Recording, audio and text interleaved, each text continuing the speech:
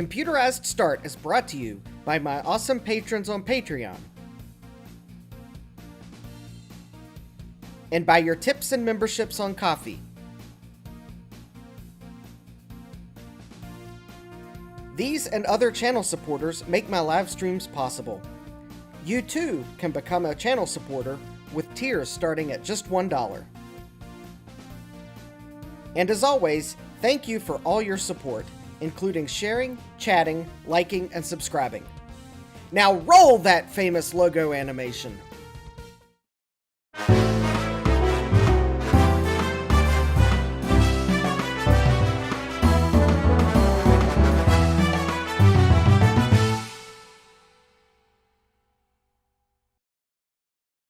Good evening and welcome back to Computerized Start Live. I am your host, Justin D. Morgan. And yes, I am starting at 8 p.m. on a Mac-Yak week, because I have decided, now that they have shifted their program to 9 p.m., that I will just start streaming at 8 p.m. every Thursday, and if I lose half my audience in an hour, so be it, because I know you'll probably come back after Mac-Yak, because I'm not starting at 10:30. That only leaves me an hour and a half. All right, let's see who is in the chat. I see I have a good group here. Got Everything is Broken Garage, Thomas Armstrong, Retro Tech or Die, Frank S., Trino's Technobabble. Yes, Trina, I started at 8, so you can join before you go to bed. How's that for once?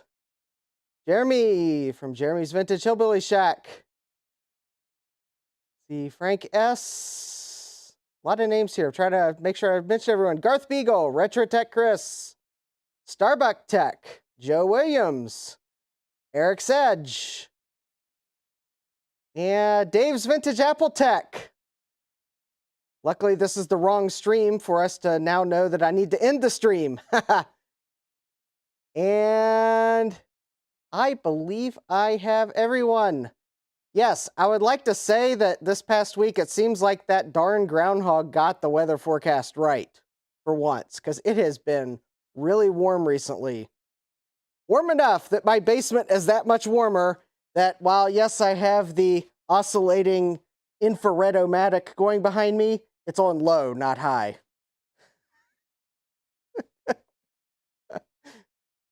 I'm not complaining, though. It is actually very windy outside. And they're calling for a thunderstorm later this week. So how very weird for a Virginia winter. But I don't know. There's a saying around this part of Virginia that if you don't like the weather, wait till tomorrow. But actually, I kind of like the weather. It's nice not having a, extremely cold winter for once. Just watch the weather. The weather will get us back in, a couple weeks. This will be the year we get that freak snowstorm in April. Anyways, all right. Let's see, other announcements. Yes, I have updated my Ko-fi goal slightly. You will note that it is now Utility Sync and Rescue Computers. I have a couple of opportunities that if I can swing shipping, I can save some computers from the scrap. But only after I get that utility sync. So you can go to Ko-fi at the link below if you would like to help me save some computers.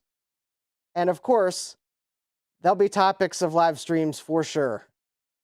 Also, if you would like to send a surprise to the channel, I have started a collection for the next episode of Channel Surprise.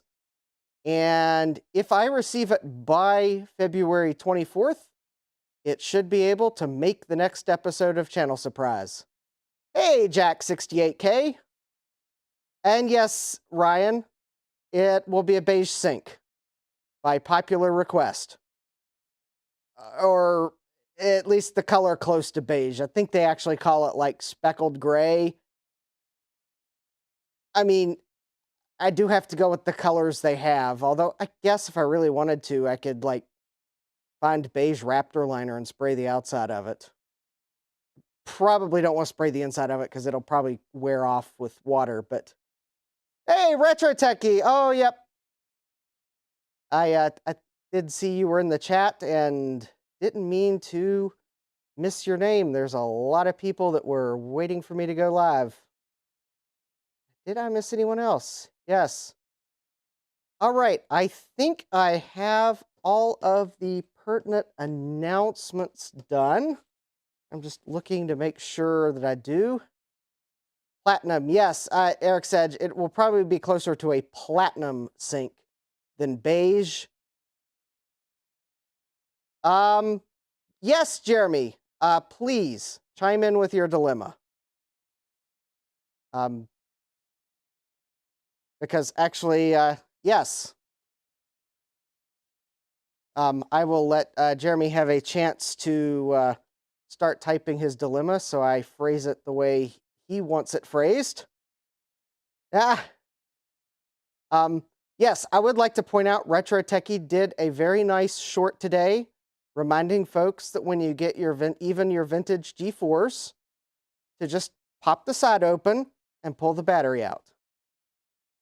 So if you want to help save computers from certain death of Varda, Maxwell, etc., share that short. Definitely a good video. Shows people how to open the side and how to pop the battery out. Take you 15 seconds. You'll save yourself from endless grief, because I don't even want to imagine how many layers there are on that board underneath that battery and how fine those pitches are. Yeah, that'll be not fun to repair. All right, so basically Jeremy of Jeremy's Vintage Hillbilly Shack, he's about to lose his storage unit next month, and he's got 100 computers he needs to let go of. So he is in a, and that is actually where a couple of the computers I'm getting are going to come from. Jeremy actually had a few computers that are on my list, or close enough to computers that are on my list, that I'm going to send Jeremy a couple shipping labels. So that is, let me see, I'm just trying to catch up on the chat here. Yes, I know places are getting lots of rain. There's places with lots of snow. Oh no. Retro Techie saying the groundhog where he is died the day he was to tell us whether winter would continue long term. Ah, yes. Let's see here. The groundhog sees its shadow. Early spring. Or wait, early shadow. Or sees the shadow. That's 6 more weeks of winter. I'm getting things mixed up. Doesn't see a shadow. Early spring. Groundhog dies. Ooh, that's bad news, Retro Techie.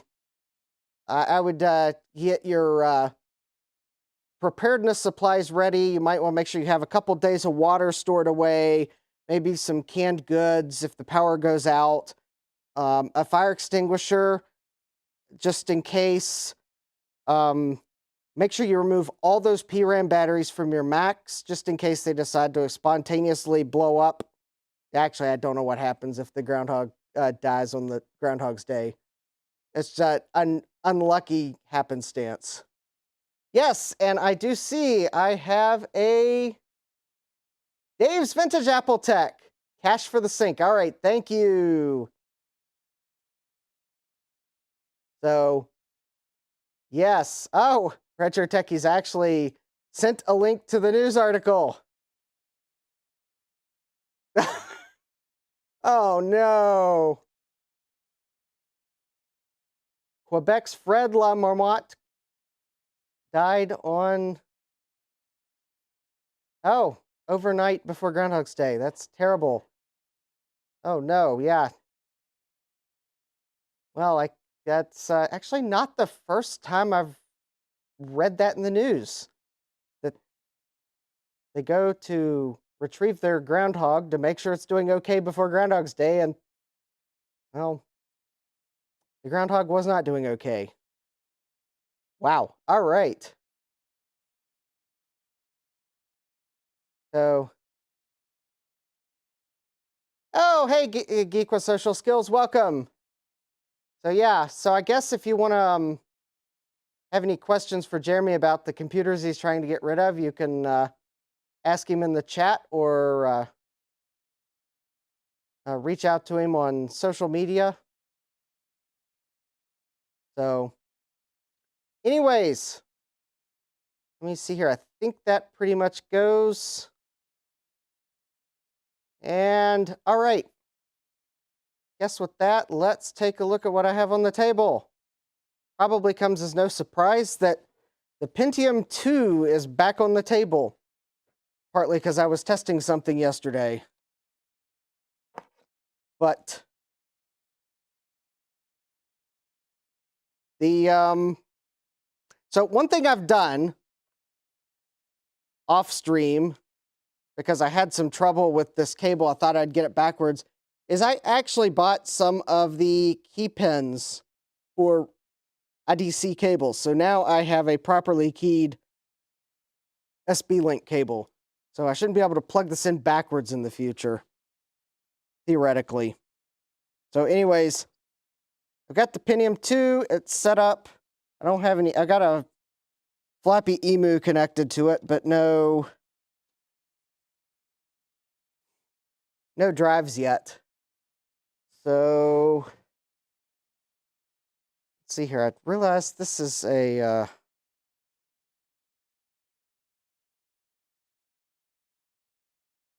you know, bought this cable at the thrift shop and it looks strangely familiar. It's like I've seen the system that this originally came in before. Anyways.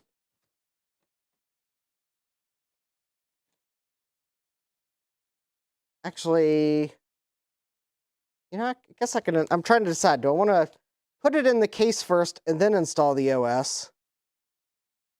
Or do I want to install the OS and then put it in the case? I don't know. Al, I guess I can, oh, you know, that is one thing I could do. Oh,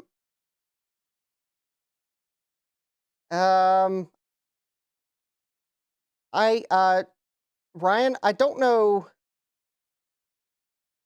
all the machines that Jeremy has, because I think he has a collection.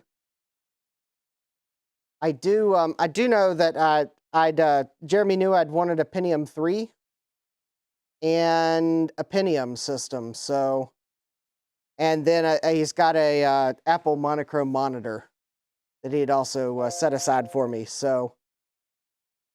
Ah, right, Jack68K, thank you for the sync contribution. There you go, I'll show the goal, all right.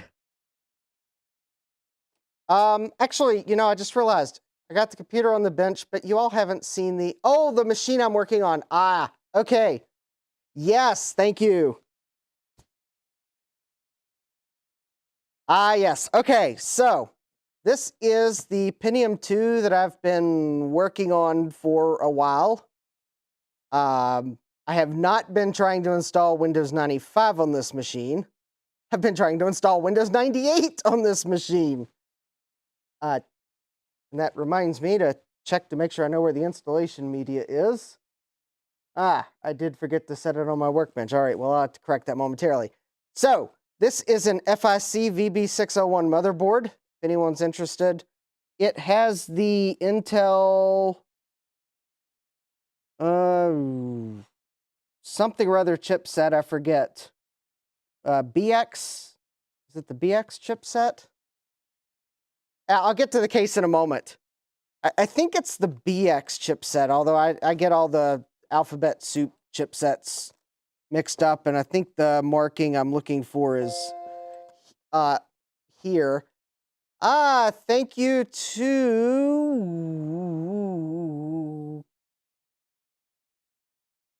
RetroTech Chris. All right, let that sink in.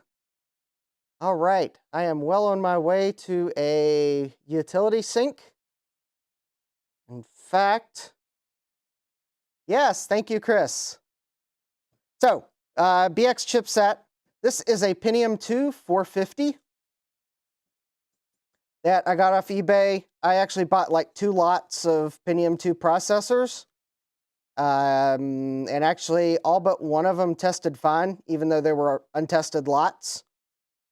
So as a side note, if you are aware of any deserving up-and-coming tech YouTuber that has expressed a desire to build a Pentium II system, I might be able to help them out with a processor.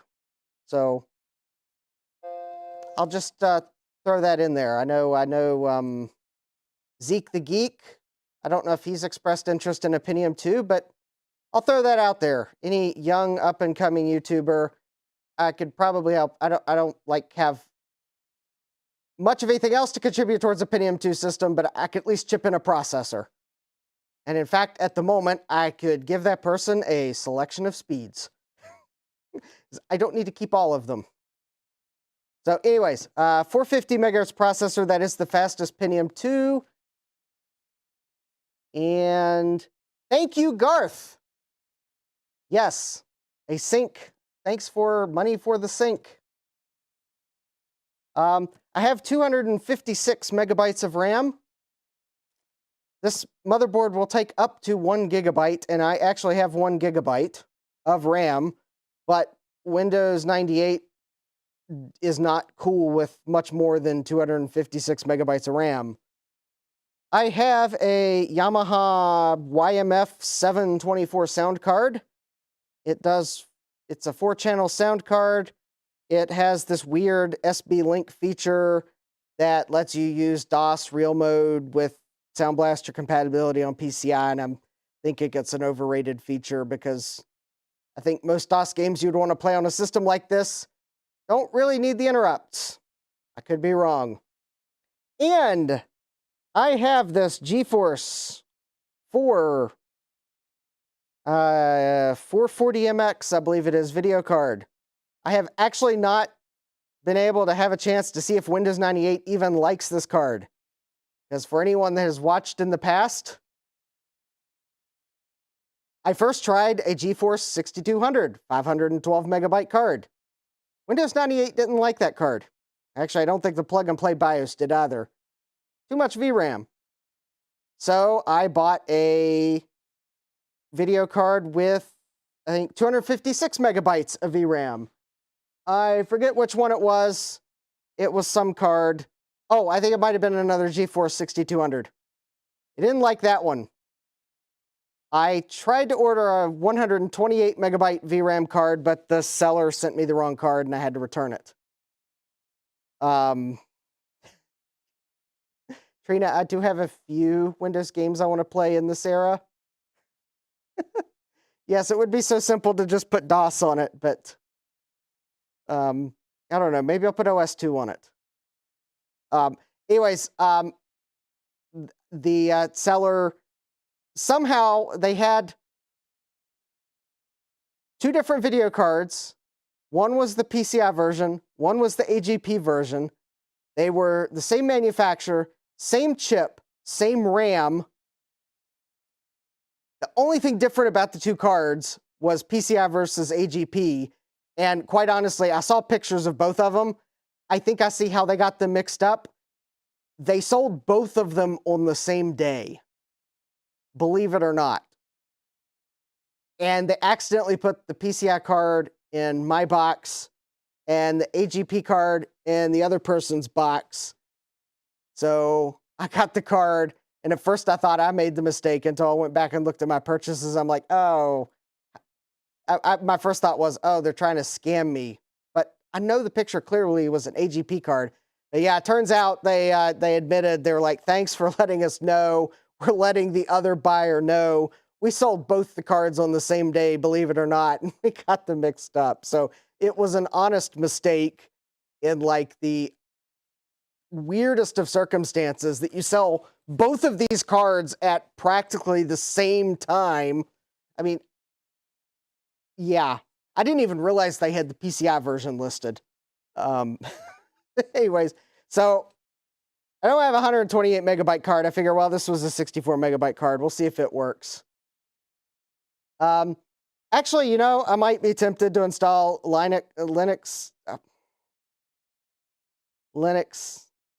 from however you pronounce it, on this computer, because then I could use all 1 GB of RAM. That was an interesting era of Linux. In fact, maybe I'll do a streamathon, a thingamajig, and I'll install Gentoo Linux on this computer, complete from stage 1 installation. No, no one wants to watch that. That's just silly.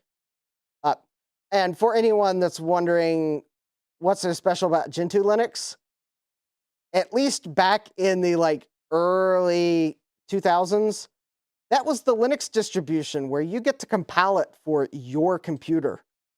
And the stage 1 installation was basically where you booted off an installation media to format your drives, install the barest amount of stuff to then start compiling the entire Linux install from source code.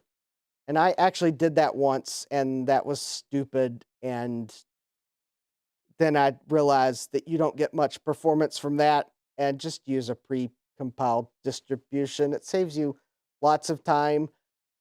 I don't remember what the speed of the computer was that I did that on, but it took 3 days to compile the source code for the minimum Linux install. Your Linux, X Windows, probably it was for blocking on the name of the window manager. It was the one that wasn't as popular. GTK, I think, is the one I went with. It wasn't as popular back then, but yeah.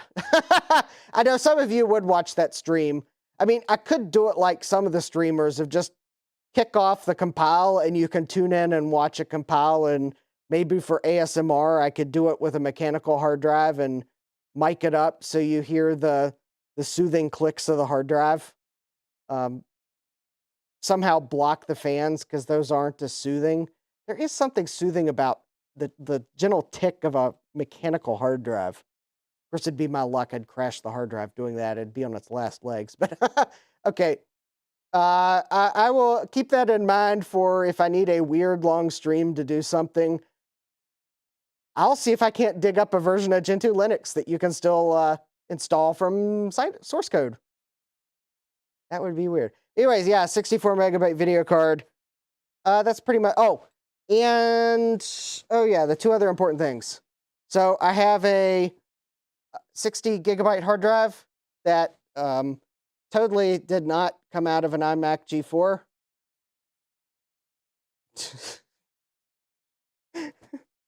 It totally did not come out of an iMac G4 at all.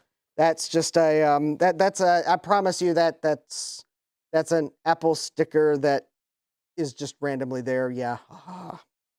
And a DVD-ROM drive. I don't know if I'll keep this in the computer, but it's a start for an optical drive. We'll see how close the faceplate matches the case, but I think this computer will get the DVD-ROM drive.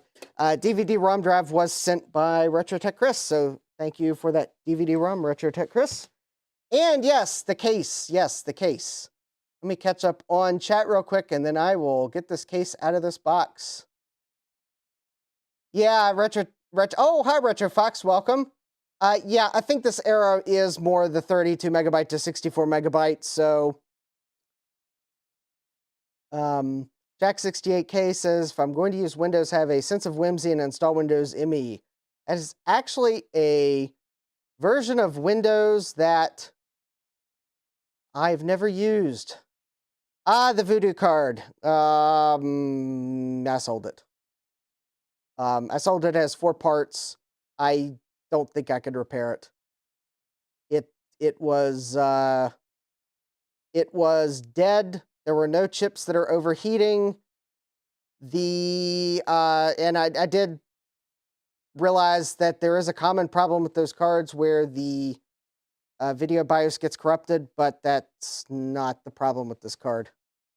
It either has a memory problem or something, and I don't have memory chips, and I don't want to destroy a potentially valuable card. So yeah, I threw in the towel on that one.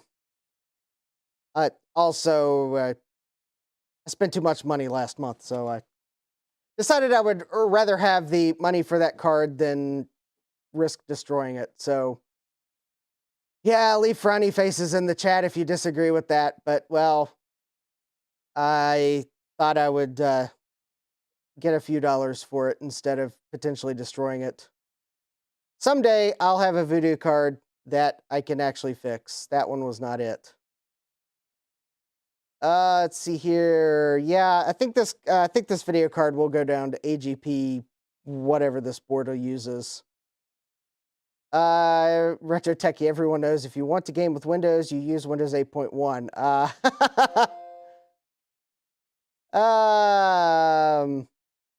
Everyone needs a Naboo. Yep, I'll get a Naboo sometimes. Oh, I definitely need to catch up with chat here. Let's see here. Couple Retro Tech. Chris is suggesting Tiny Core Linux. I will have to try that. Tiny Core Linux. Ah, yes, that one sounds like fun. Eric's Edge is reminding me to don't fall for Jim's pronunciation. I tried not to, but as Eric probably realized, I fell for it, not realizing it. Retro Fox has some kind of GT 9800 gaming card that works with Pentium II. Yeah, that one sounds like a good match. Ryan suggesting to compile my own custom Slackware from source. Now you're talking. See here. Yes, Dave is asking Trina if she's moved yet. Did you get the apartment, Trina? That is good. Yep, let's see here.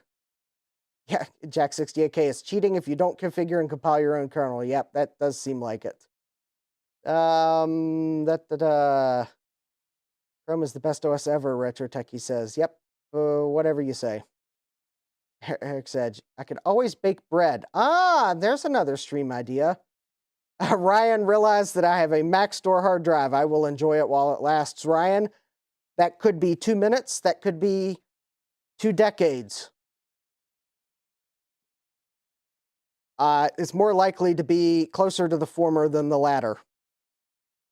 Yes, Garth, it is a Mac hard drive. It did come out of a iMac G4. I was being silly. Let's see here. Yep, I got a couple frowns. And now I am to the part where the Ko-Fi bot told me that I have another sync contribution from Trina. Thank you, Trina. Says, why do ships and boats sink all the time? Because they don't know how to swim. That's a good one. All right. Now that I caught up with chat. Oh, yeah, and Slack. You know, I will have to. Slackware was my first distribution, so. Yeah, and you're right, Ryan. That Mac Store hard drive is already dead. It just doesn't know it yet. But it is already dead. And that's probably really why when I had the iMac G4 open and decided that I wanted to upgrade its RAM, that I bit the bullet and replaced that Mac Store hard drive with the solid state drive. Also, for the record, I do appreciate that OWC sells. I just opened the box and realized, I think I now know why there were a few things jiggling in it. Anyone want to guess in the chat how much bubble wrap, styrofoam, foam, newspaper, paper bags, towels, anything padded of any amount that I see when I first open this box? And I'll give you a clue. It's, yeah. It's a very small number.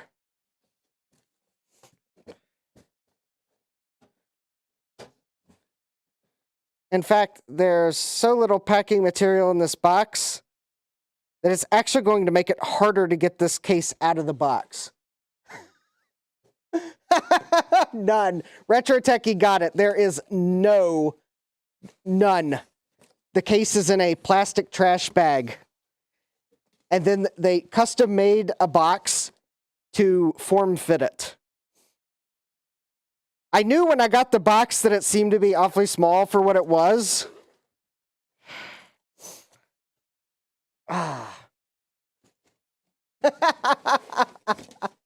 Less than none. Yeah, Ryan, that might actually be the case. There is so little packing material, and the box is so form-fitted that, well, there's so little packing material, I can't just turn the box upside down and shake it out. And the box is so form-fitted that I'm not sure if I did turn it upside down and shook it out, that it's going to go anywhere.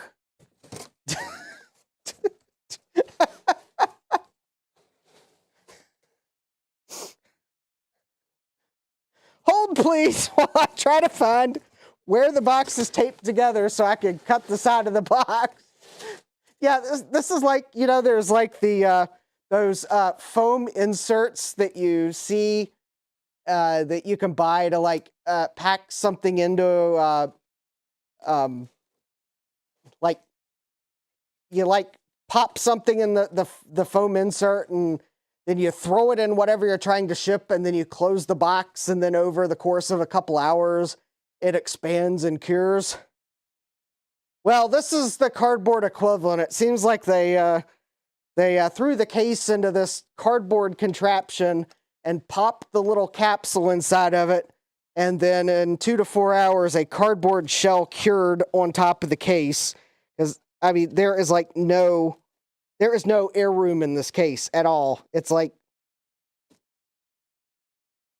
I think if it had dawned on me last week of how poorly this was packed, I would have probably opened it last week. Or, you know, I don't think, no, I haven't had this for a whole week, I don't think. I think it came this weekend. Anyways, yeah,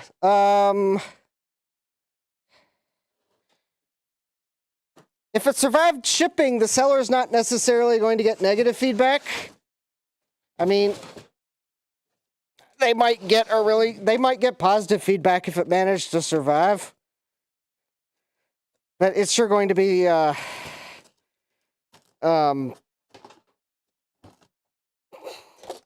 don't know. They might get neutral feedback because this is just not right.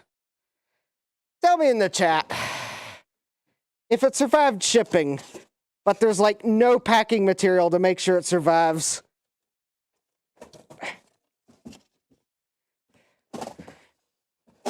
Is that? Oh, yes, I'm still trying to wrestle the thing out of the box. You know, this is also, if this case did get damaged and I have to return it, it's going to be incredibly difficult to repack.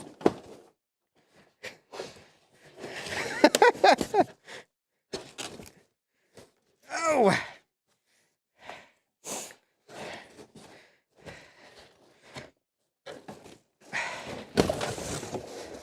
I might have to eat dinner again after wrestling this thing out of the box. Oh, there we go. Oh, lovely. They taped the plastic bag to it.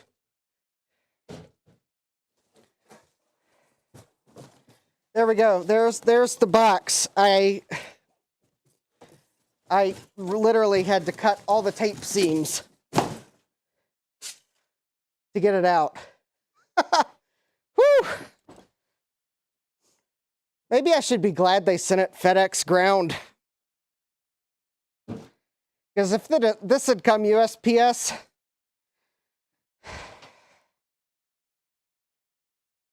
it would have been a goner. It might have actually made it to my driveway intact if it had come USPS. And then the carrier would have dropped it on the porch and dented it.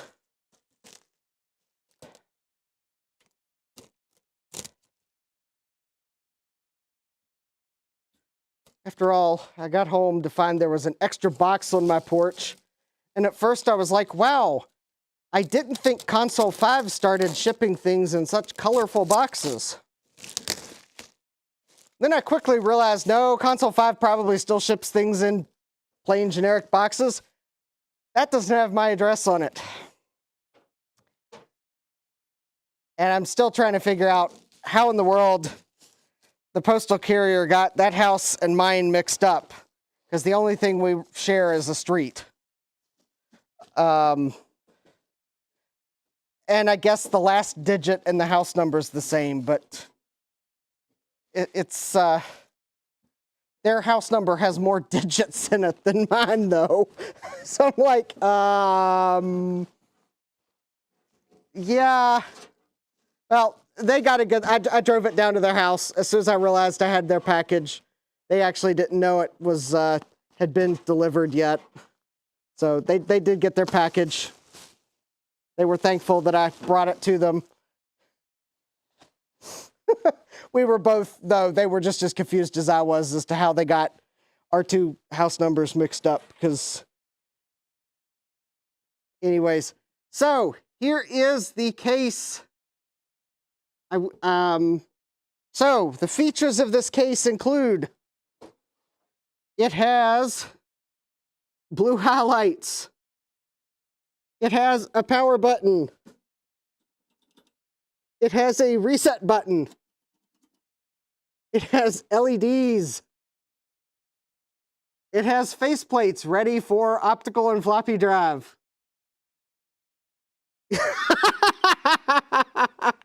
Ryan has recognized the, yes, it has a, I think it's, actually, I think it's Windows 2000, if I read the auction photos correctly.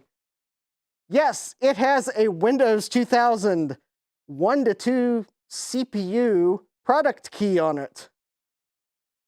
Yeah, Windows 2000 Professional 1-2 CPU OEM product key. Yay, if I want to install Windows 2000 on it. And this is an ATX case, so it has hole for power supply, hole for I/O bracket. The style of I/O shields that I don't really like, but at least there's only one missing, so yay for that. It also has a dented side. Well, that may have... Oh, wait a minute. Yeah, I'm going to have to check the auction photos, because yeah, I don't think that dent was there in the auction photos. It's got a side fan.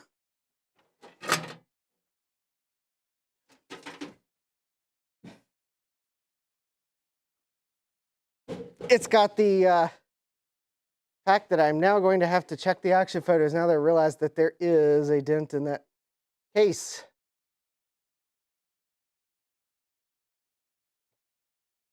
And you know, yeah, it's a perfect 2000 ATX case, yes. Yeah, it is a small dent. I can fix it, but if I can get a... Actually, I think if I've read the eBay rules correctly, I can't actually ask the seller for a refund, but I can certainly point out to them that it arrived with a dent. In fact, I probably... Oh, no, wait a minute. That dent is in the photo. So believe it or not, they got lucky and it arrived without any additional damage. Yeah, I can feel the sharp edges that are going to be inside that case too. So much so that I do think I am going to attempt to find my... I've got the... I do have a pair of cut-resistant gloves, and I probably will use those to build the computer because, at least until I confirm it's not rusty, yeah. Yes, Frank, I will call that Dent Arthur. That is a great idea. And yeah, Retro Techie says, put in a liquid cooler, bend the pipes myself. Yeah. Harvey Dent. Oh, that's also a good one. Harvey or Arthur? That's tempting. All right, so I'm glad I got a case. My channel supporters know how much I paid for it because I posted it as a supporter of the update on Coffee and Patreon. Is my tetanus up to date? I need to check that. I'm probably due for it. In fact, maybe I will schedule an appointment tomorrow at the pharmacy to go ahead and get my tetanus shot. Probably not a bad idea, because I think I am about due. I think it's been about 10 years. I'll just have to remember which is the correct booster shot for adults, because the pharmacy, I think, will require me to pick the right choice in the drop-down box.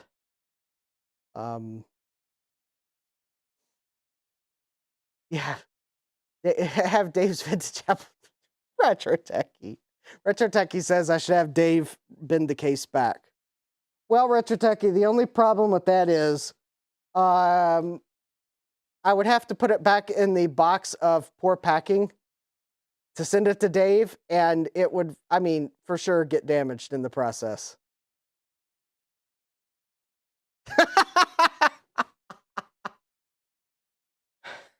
So Ryan just demonstrated that when his channel name is called Everything is Broken Garage, it sounds like everything is broken,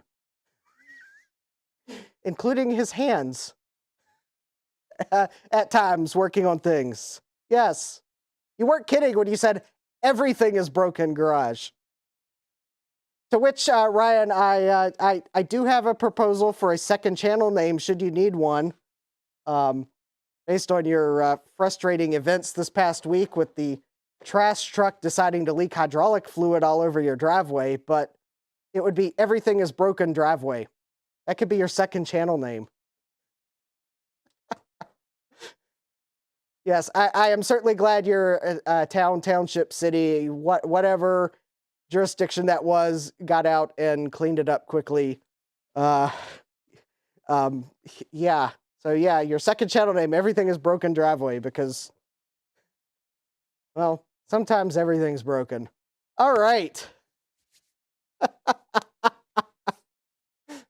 mean, yeah. So I got a case. I got a motherboard.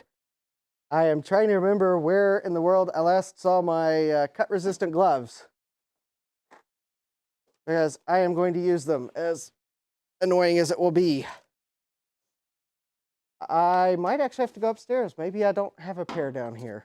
If I do have to go upstairs, I will. Oh, wait. I knew I saw a pair down here. There they are.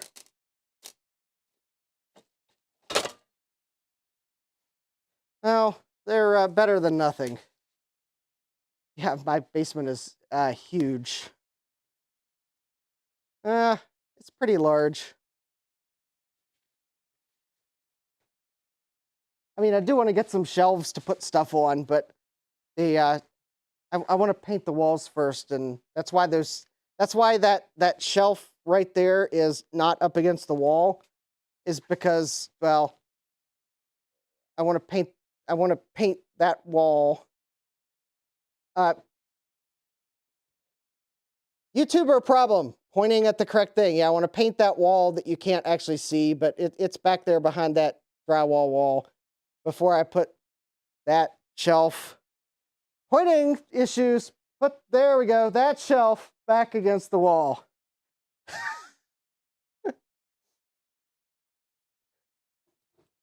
So, anyways. Oh, and I did see K-Mac Vintage, welcome. I think someone else slipped in. Will Jacobs, welcome. And all right. So let me go ahead and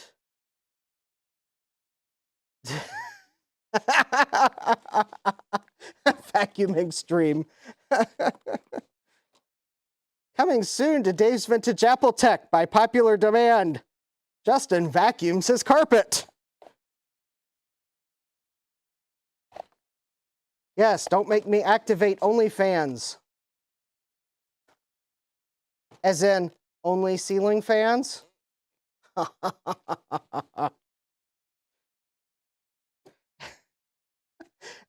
Actually, it was actually so warm today.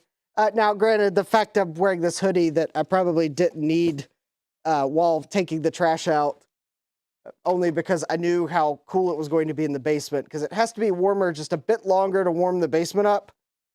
But I actually did have to turn my ceiling fan on for a few minutes to cool off, because this is actually a warmer hoodie than it looks. Yeah. Yep, I know. It's getting that time for where I'll lose some of my viewers. Yeah, that actually is cool, Ryan, that their hydraulic fluid is made out of vegetable oil. That's pretty cool. I mean, still would be pretty slick to slip one, but pretty cool that they've gone to a vegetable oil-based hydraulic fluid. Oh, I guess the one good thing about building this computer is I'll no longer need to prop the motherboard on the Dremel case to keep from hitting the brackets. So, all right, I have decided that for this build, I am going to use, hold on, I got things tangled up. So I'm going to use this power supply here that I pulled out of another computer. And that is because the power supply I was actually going to use is currently in my NAS, because my network attached storage, this motherboard decided to die on Tuesday night. It died a quick death. It did not suffer much, I'm sure. Basically, my NAS was going slow. I didn't see any hard drive errors. I did notice there was an update though, and I think sometimes if it's like getting ready to, so downloading the update for you and whatnot, it could be running a bit slow. I mean, it was a NAS running on an Ivy Bridge, like i5 2400S, or that might be an i3 2400S. I mean, anyways, pretty slow NAS. Only had 8 gigabytes of RAM. I don't think it technically met the system requirements for the update it was trying to install, but I didn't know that at the time. But anyways, that's not what failed. Anyways, so I tell it to update.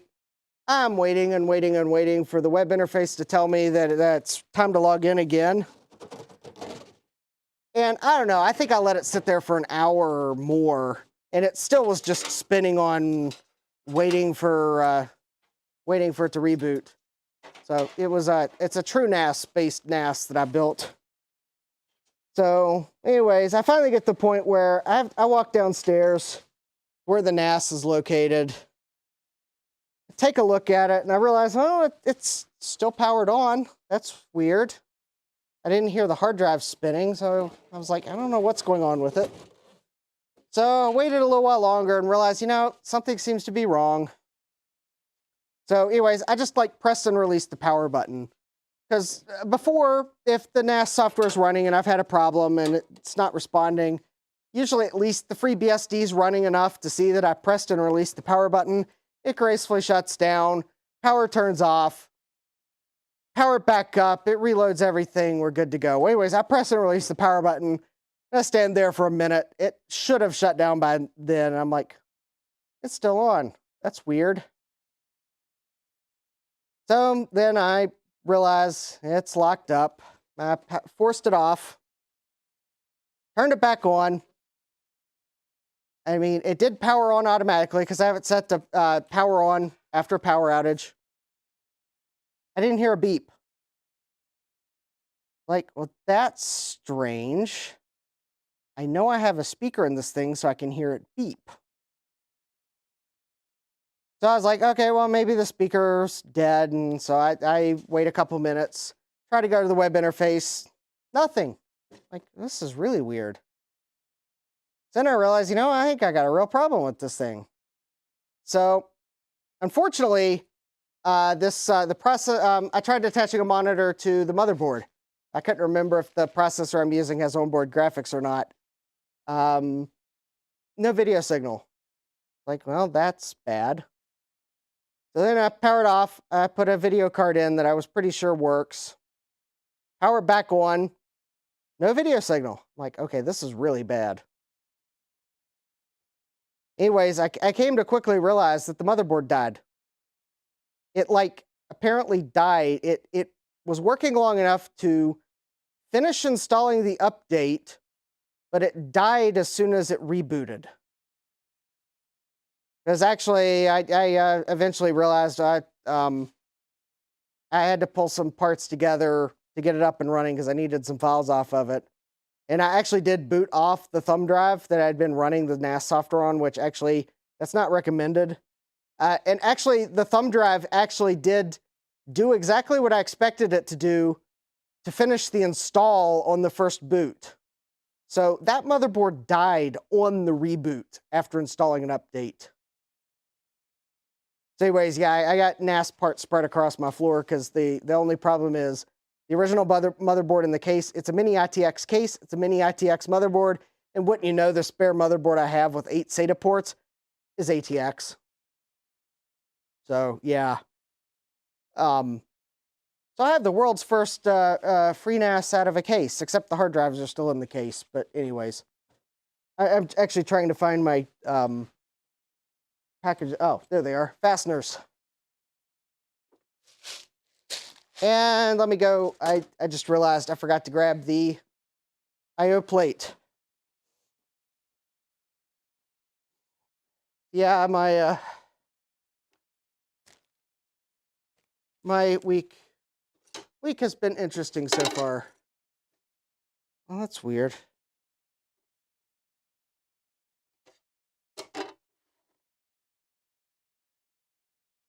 Hold please while I try to remember where I put the I/O plate. Because of course, I thought I put it with everything else for the computer. But apparently I put it somewhere creative.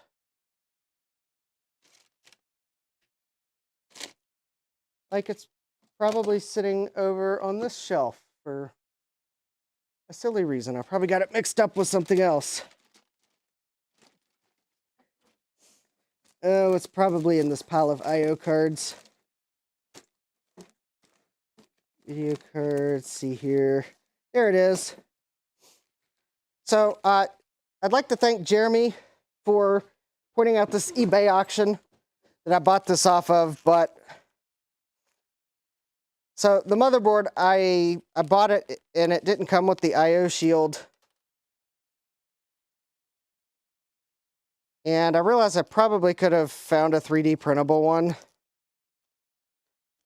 But in this case, Jeremy found an auction that was cheap enough for a bracket that, well, it has a few extra holes punched out on it. I'll cover them with some foil tape later to kind of close it off. So I've got a cool, so there we go. I've got an I/O bracket. And, oh, I get to punch out the parallel port.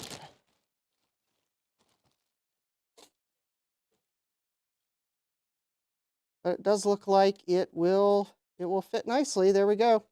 So I get to punch out the parallel port, but oh wait. Actually, no, it's oh,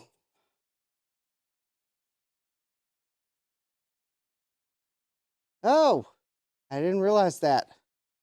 Okay, I won't be installing an I/O plate. It's actually slightly, it looked like it would fit, but it looks like it's actually slightly off from the actual one. Okay, or is that because I don't have the parallel port punched out?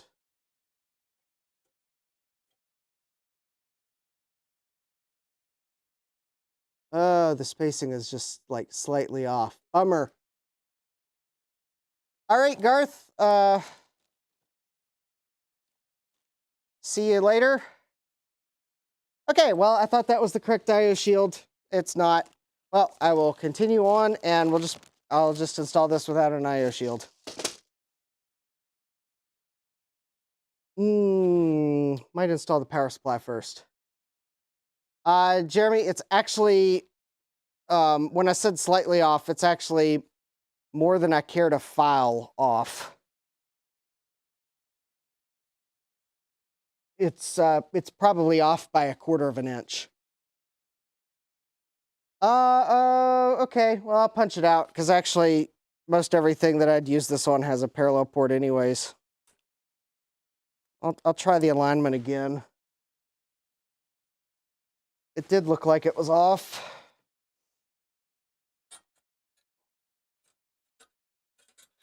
Specifically, the part that was off, hold on. It was the, uh-oh. What was that? Oh. Oh, that was weird. Oh, I see.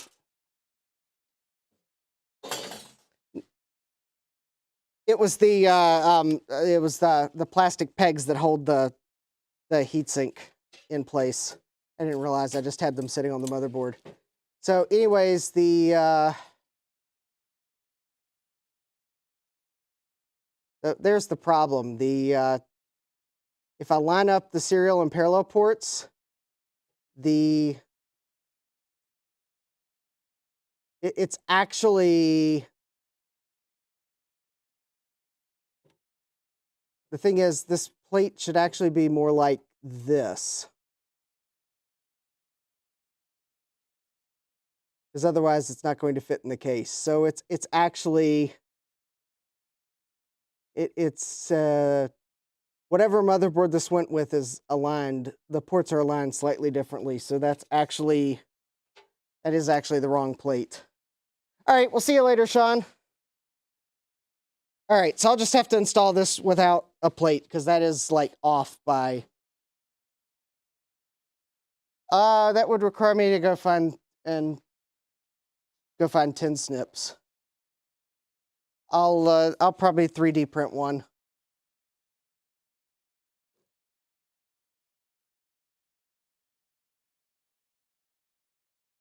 Because the whole reason I was getting a backplate is because I wanted it to look closer to factory. So, oh, yeah, I'll send you a picture, Trina. Or actually, I'll turn it to show it off. You know, I guess there's one more thing I could do, just to triple check that I'm not doing something silly.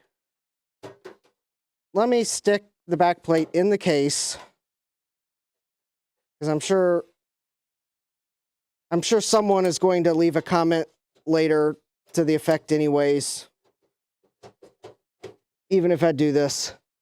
Let me stick it in the case.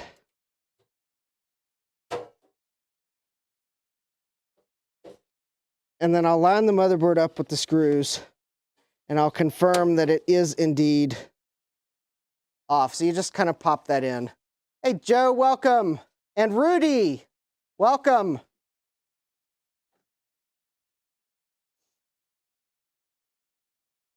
Yeah, it's an I/O shield.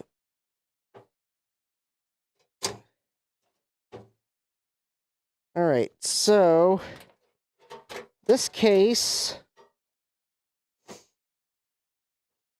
line up with the holes, the motherboard goes here, and that definitely puts the I/O shield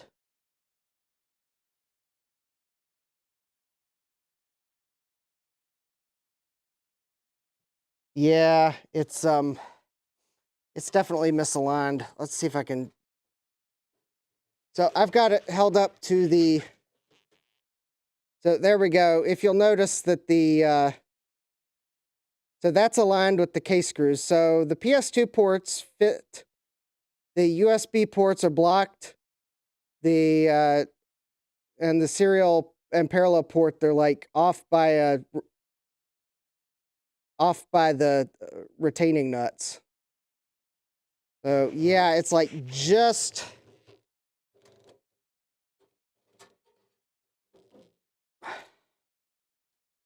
So this is actually a standard I/O layout for motherboards of the time, because USB was relatively new. Well, actually, it was pretty new. So only got 2 USB ports.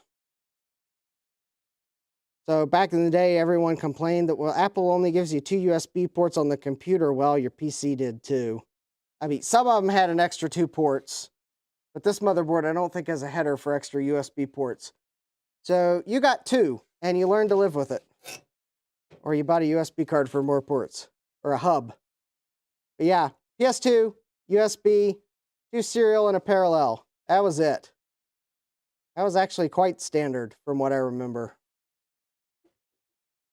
And there's a port on the motherboard for an IR interface. Which, interestingly enough, despite the fact that the IR interface would need to go out the front of your case to be effective, the header is like buried on the back of the board because I guess they knew no one was going to use it. Yeah. Okay, thanks, Trina. Anyways, let me get this panel out. We'll try again later. So I will have to say that Joe finally added emojis on his Discord. So if you're not a Patreon of Joe's, for as little as $1 a month, you can join his Discord. And not only do we talk nerdy stuff on his Discord, he has emojis now. Ooh. And also, Joe has 3. Joe, are your 3D printers printing 3D printers so that they can print 3D printers so that they can print 3D printers so that they can print blue SCSI brackets? Joe has 3 3D printers working overtime to print cases for V1 and V2 blue SCSIs. Get your pants on. It's going to get crazy. jcm-1.com.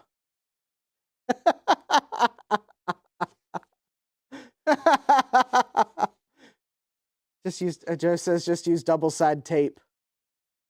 Yeah,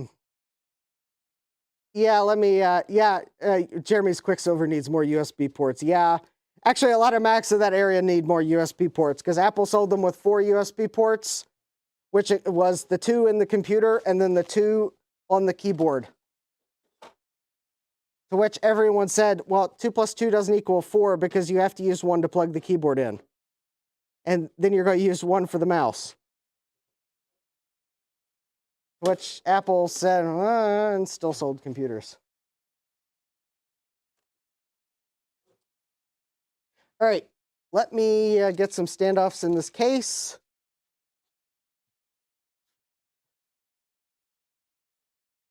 Yep, Ryan says the Optiplex GX110 only has 2 USB 1.1. Oh, that was you that posted that picture earlier today. Yeah, that brought back memories. Oh no, don't tell me. Oh no, I think the standoffs I have are too short. Oh no, that is unfortunate. Yes.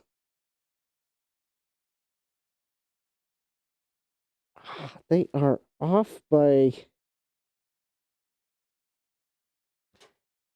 Those are the wrong height standoffs. All right, I gotta find my other container of screws to see if the standoffs are a different length.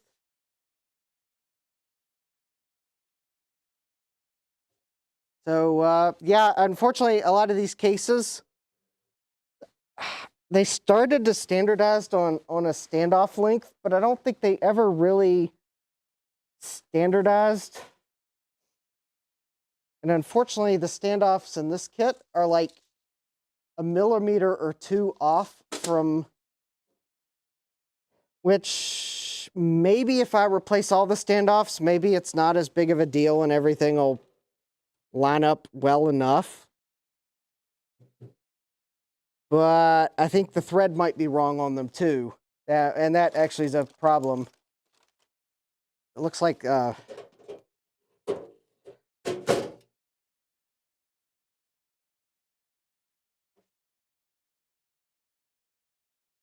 Well, Jeremy, I could mock up assemblies before streaming, or I can do it live and then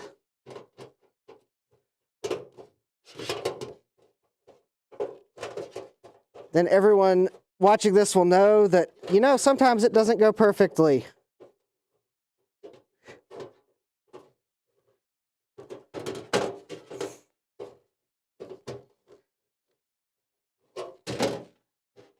Also, it would have, this also probably shows you that I forgot to go look for all of my fastener containers because I have 2.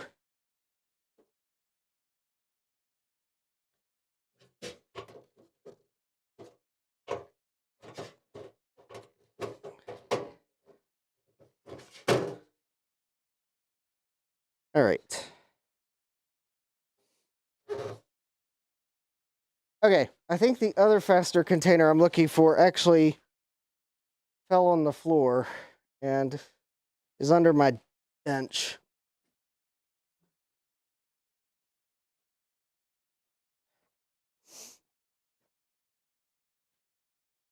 Oh, wait.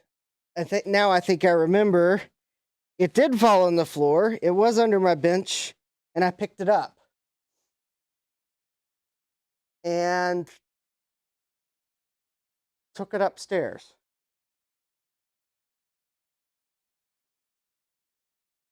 All right, looks like I am going to probably have to go upstairs. Although I sure thought I had it sitting over here. Nope.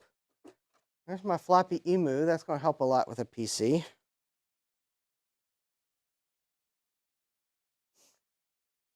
Live on Computerized Start Live.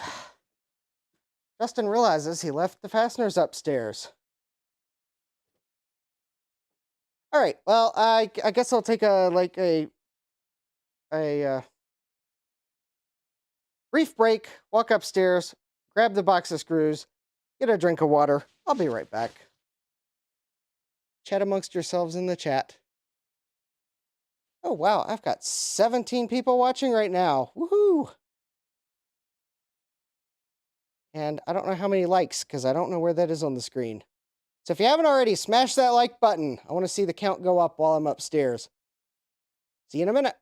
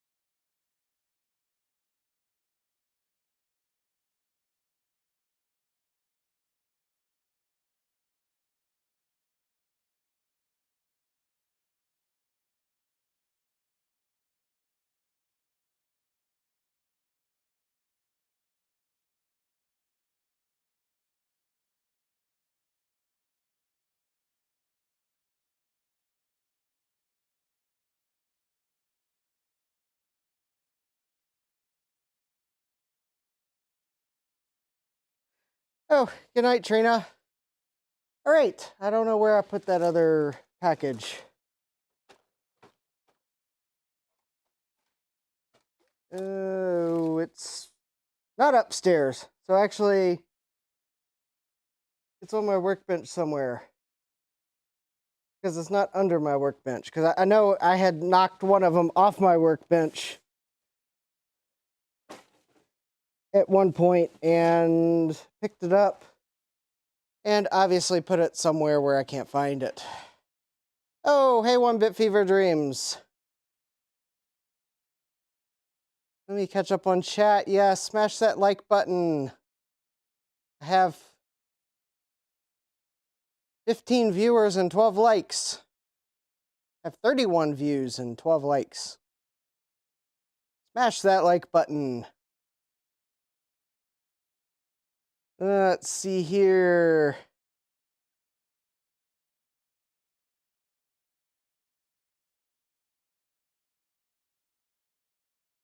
Let's see. Anything to... Yes, Joe has emojis on his Discord. Plenty of fun ones. Ryan, yes. Every LC you pick up will probably have leaky caps. If there is one thing certain in the world of retro computing, it is that the rate of leaky caps in LC series computers is like very close to 100%.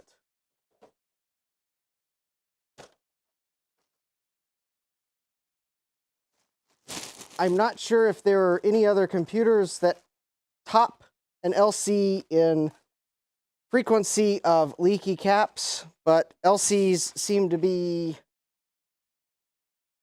pretty much guaranteed 100% it's going to have leaky caps on the logic board and in the power supply.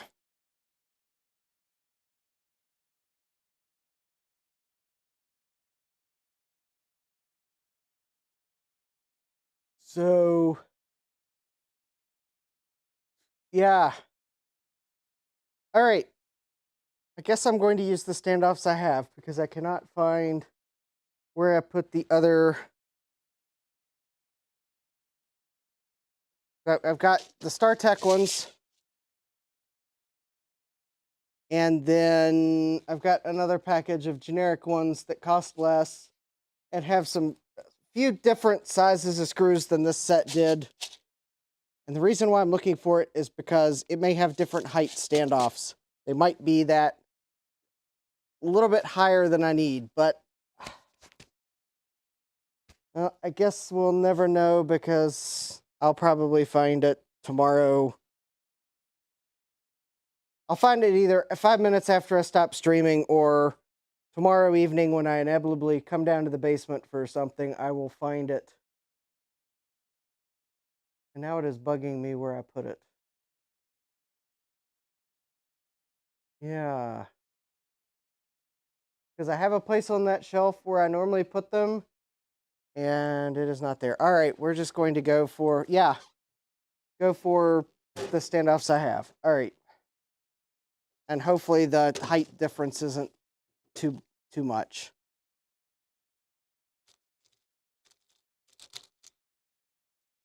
All right.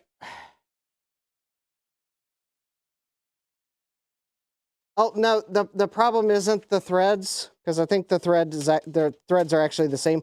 It's the height of the standoff. The standoffs that were in this case are like 1 or 2 millimeters taller than the standoffs in this box.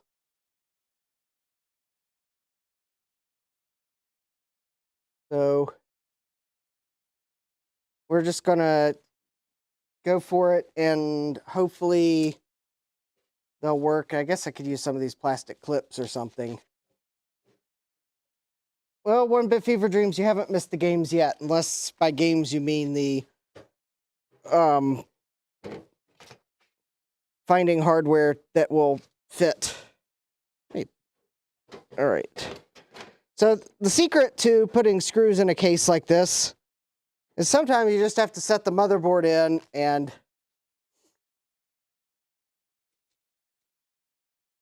I'll leave the I/O shield out, Joe. But still, the problem is, even if I leave the I/O shield out, the PCI cards and ISA cards, if these standoffs are the wrong height, they won't. If the standoffs are too low, then they're not going to sit in the slot properly. That's actually more what I was concerned about. All right, anyways. You haven't missed any games yet. Except for the game of where did I hide my screws. All right. Anyway, sometimes you just got to kind of set the motherboard in place, drop a couple fasteners, run over something with your chair that you didn't realize was on the floor that makes a weird noise. Yeah.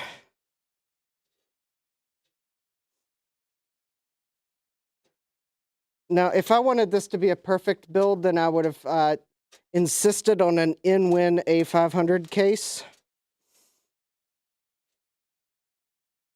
Because that would have been the case that I had between Ryan saying that all Pentium 4s are... Oh, Pentium 4s are from 2001 to 2005. Never mind. I didn't have an in-win case in when Pentium 2s were a thing.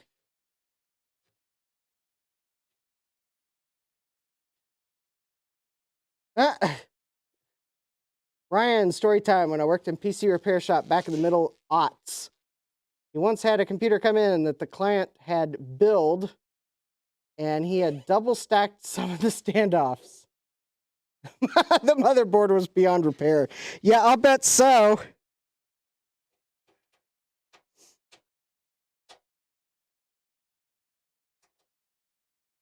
Like many a dent, I'm sure, has been brought into an auto body shop, and they take one look at the dent, and they're like, "Well, we can't bend this dent back out of your car." It's like, you probably took one look at that motherboard, like, "Well, we can't bend this bend out of your motherboard back."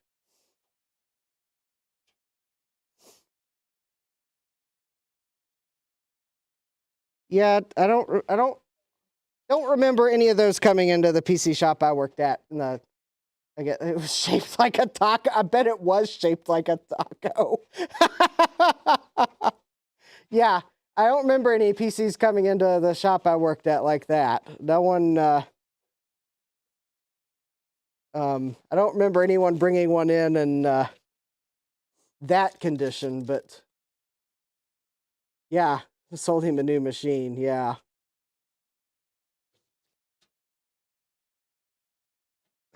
Taco-shaped motherboard. I mean, I don't know. Maybe Packard Bell was working on a design with a taco-shaped motherboard. I mean, after all, they did have the corner computer. But yeah, I think if I was doing a computer, I guess it would be like if I was trying to replicate the computer I built to take to college, then it would have an in-win A500 case.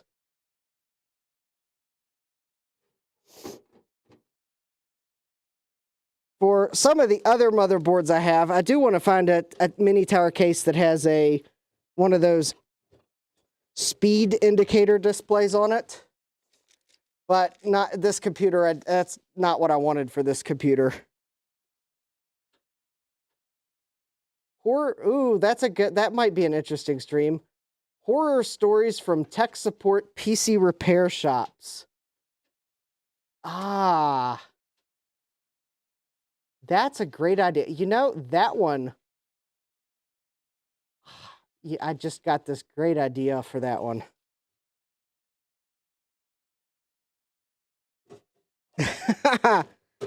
That is actually a great idea. I may have to do that. I'll find a time.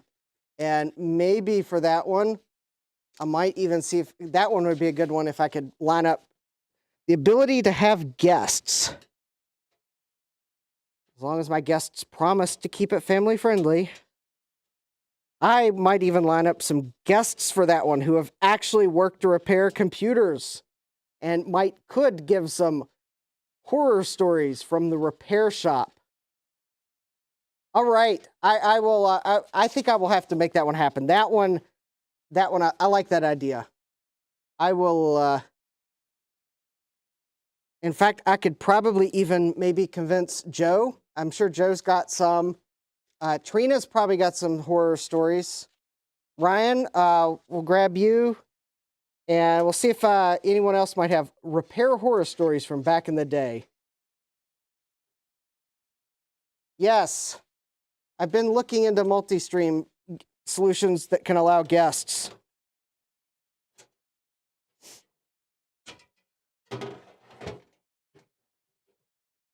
But those cost money. Those cost money a month.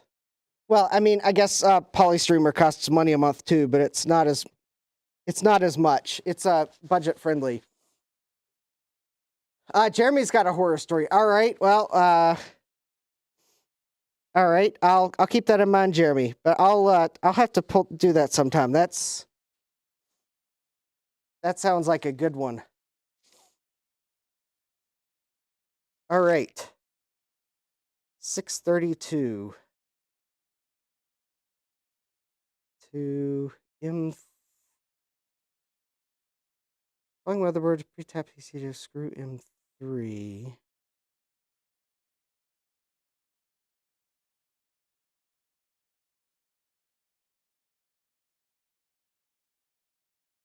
Ah, okay.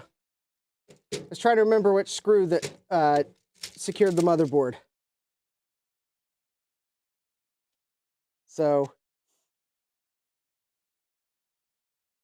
yes, I like the Tales of the Tech Support horror.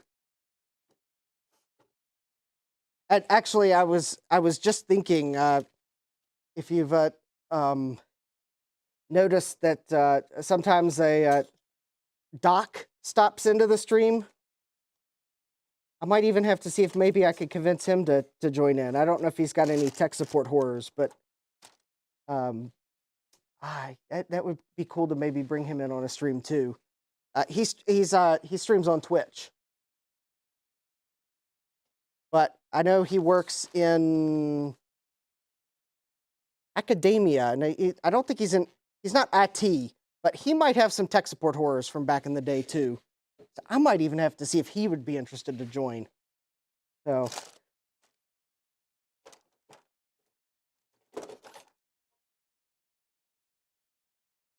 Yes, I know I've been, I know I was complimented on Twitter today by Jeremy for being able to work and watch the chat, which I have to say can be difficult. Hey, Adam, welcome.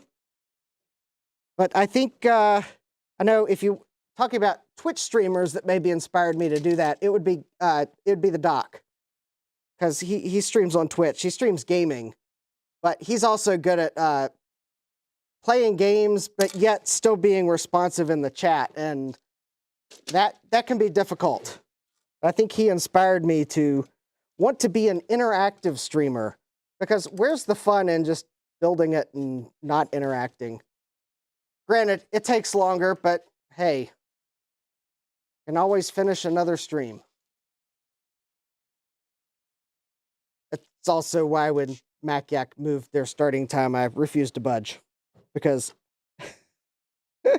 I need more time to stream than an hour and a half. So I'm glad you all are with me. I know some of you may be like watching both streams, but thanks for choosing my stream for your Thursday afternoon, evening, night. So I do definitely appreciate the feedback on Twitter that basically I could tell that you all were appreciative that I was giving you all an option for this time period, whether it be for whatever reason. So thank you for joining me.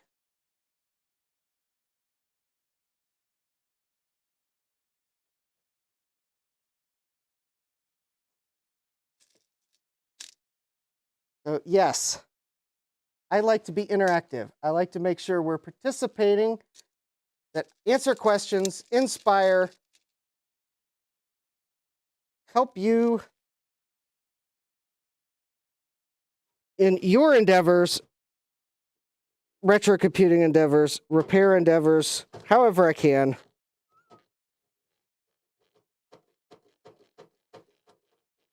And be interactive, because quite honestly, I'm with the sentiment that was on Twitter. I don't get live streaming if you're not going to participate with the people in the live stream.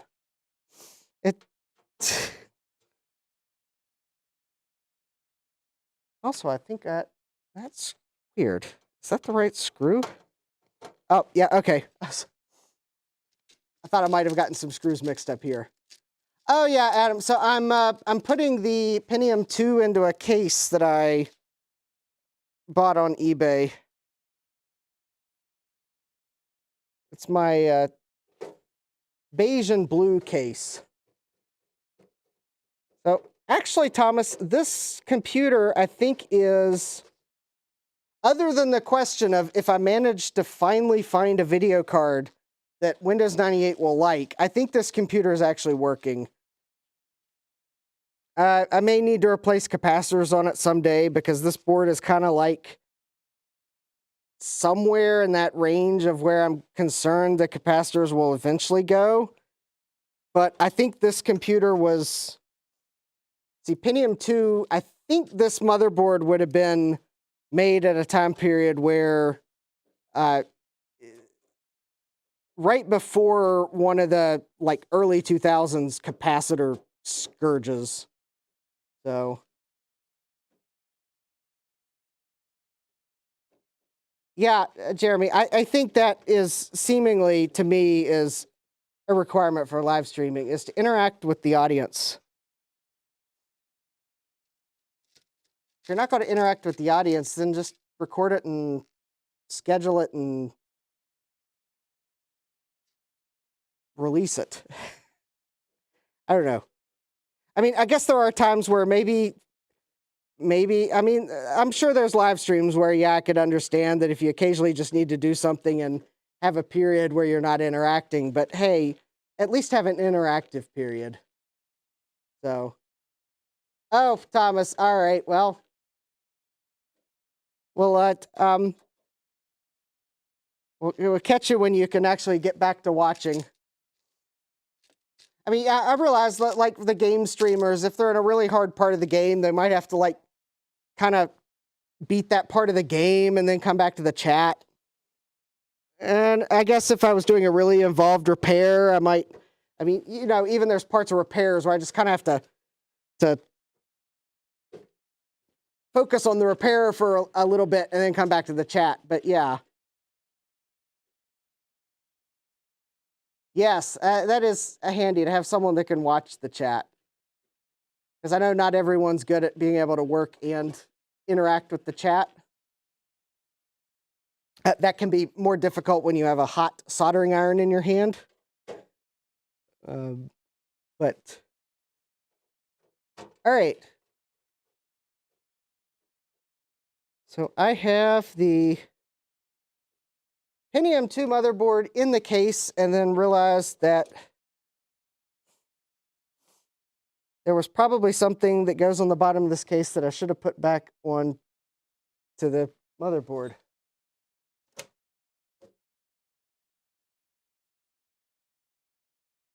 Yeah, that's, okay, let me go get the plastic bits that I realized that I forgot to grab.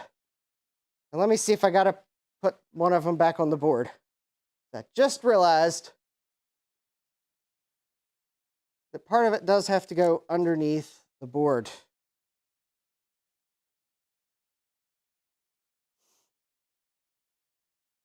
Oh, wait a minute. Maybe I don't actually have to put this on. Okay. It's the, oh, actually, you know, I think I can leave this off for now. I'll just put it in a place where I know where it is. Because actually, I realized my heatsink doesn't extend far enough to make contact. Basically, this is the retention piece. The pegs for it go under the motherboard. That would help retain a longer heatsink, but this heatsink won't even make contact with that. So actually, we're good. I'll fix that mistake later. I'll put this somewhere with the computer's stuff. I'll fix it much later. Probably when I sort out the I/O bracket deal, because I'll have to remove the motherboard then. So anyways, we're moving on with this build for now. I'll fix that oversight later. So I will though go ahead and reattach this part, because that's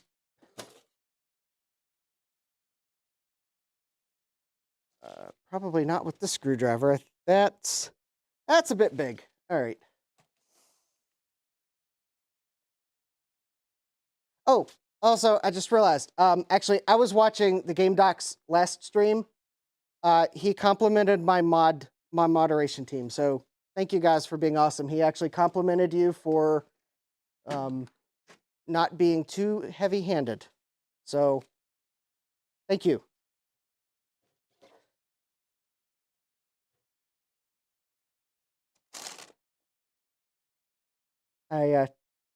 Yes, thought I'd pass that along once I remembered. I didn't admit in the chat that he probably failed to notice that most of my chat is a moderator, but on some nights. All right, I'm trying to find the. Oh, wait a minute, that'll take a Phillips screw. Okay, I'm good. I just have to find where I set the screwdriver down.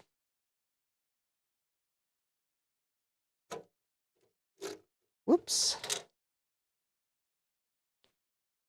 Arg. I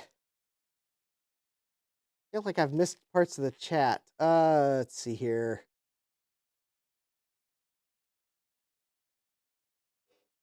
Let's see. Oh, Jeremy shared one of the most expensive 386 PCs out there. Okay, I gotta check this out. Oh. Oh, it's that screwdriver's not gonna fit. I need a longer one. All right, where did my?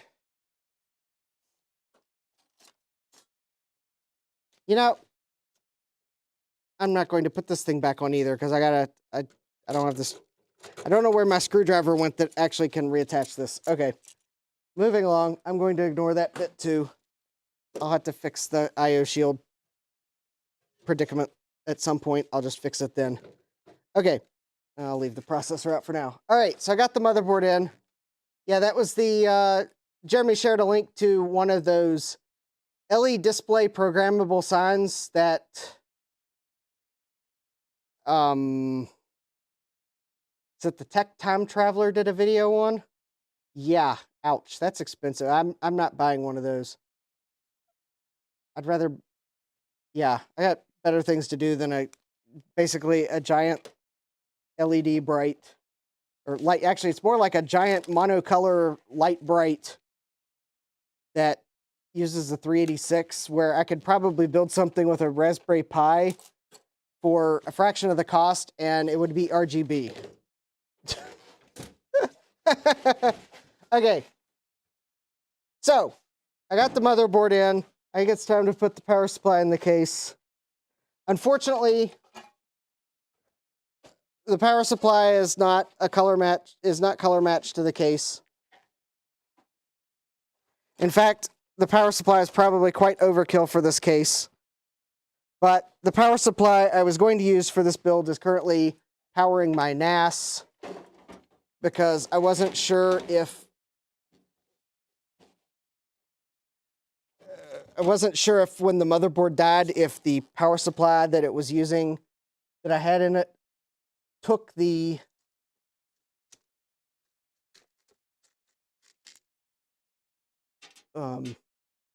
if the power supply took the motherboard out or if the motherboard just died. So I decided for now I'm not going to use that power supply in anything until I can test it and potentially see if it's still in warranty, because some of those power supplies have long warranties, although I suspect it's out of warranty. So the power supply I was going to use in this build went to powering my NAS because of the number of power connectors it had. So I'll just have to use this case power supply anyways.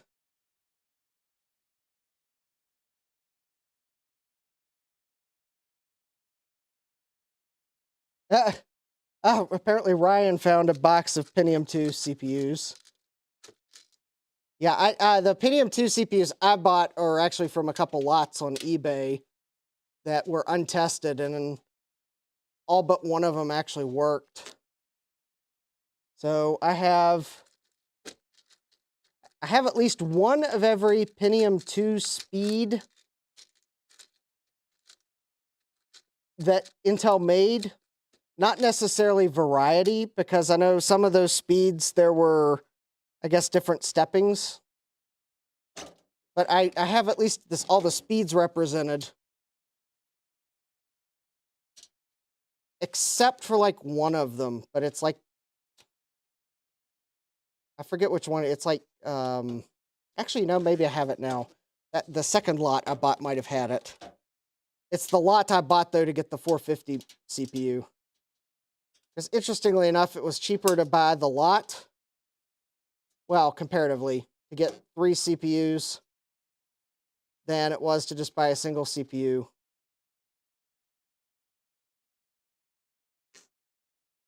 Because, yeah, it was like everyone wants like $20 for the 450 megahertz CPU. But for, I think it was like $23, I got 3 CPUs, one of which was a 450. So I was like, well, that lets me do more, and I guess I can always do something with the spares. I'll get this tilted back down just as soon as I get this power supply in. It's like one of the things that I can't really attach in the case and show you because gravity wants to cause the power supply to fall down onto the motherboard. Because this was the era of cases where the power supply was on the top of the case.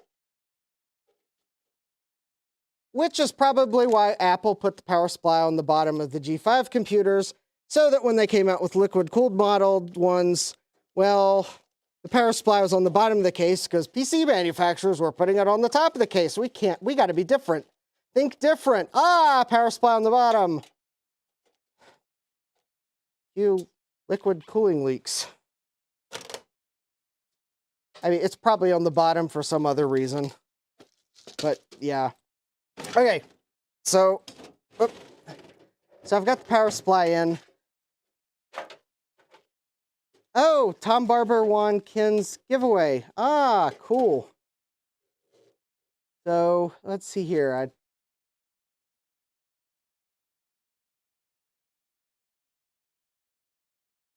Let's see here. Yeah.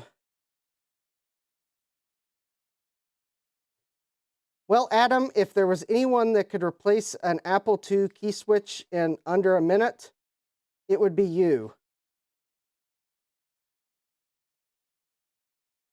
Although you could probably edit it down to under a minute on your iPhone, but you would be the first person that if someone asked me who can swap out one of these key switches the faster, your name would probably be at the top of my list. Joe might be like very close behind.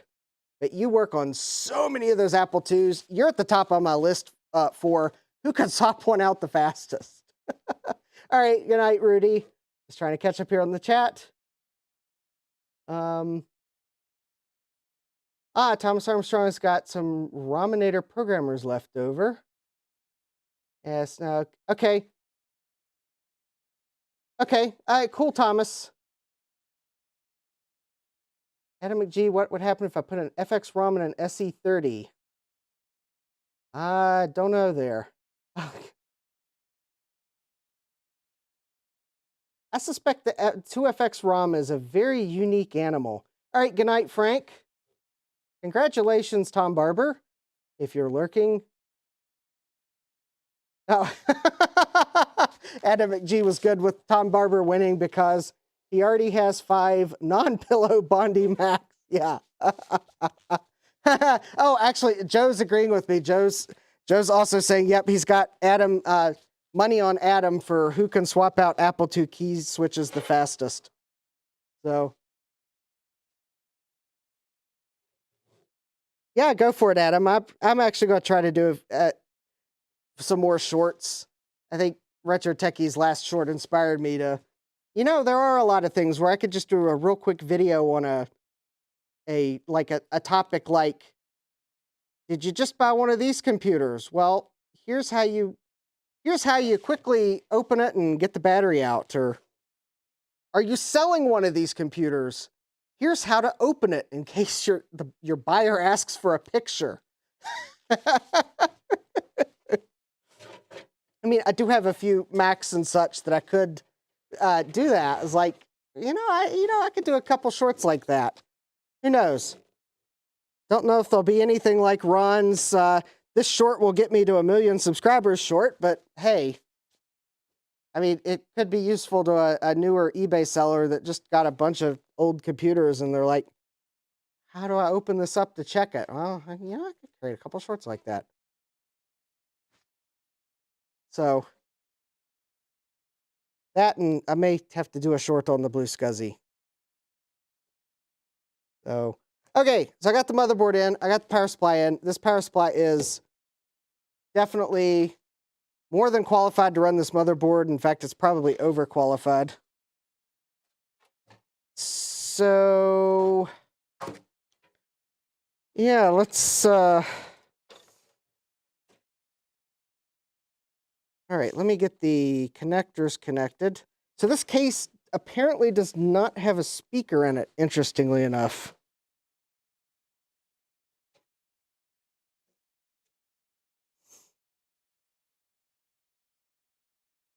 That's actually weird.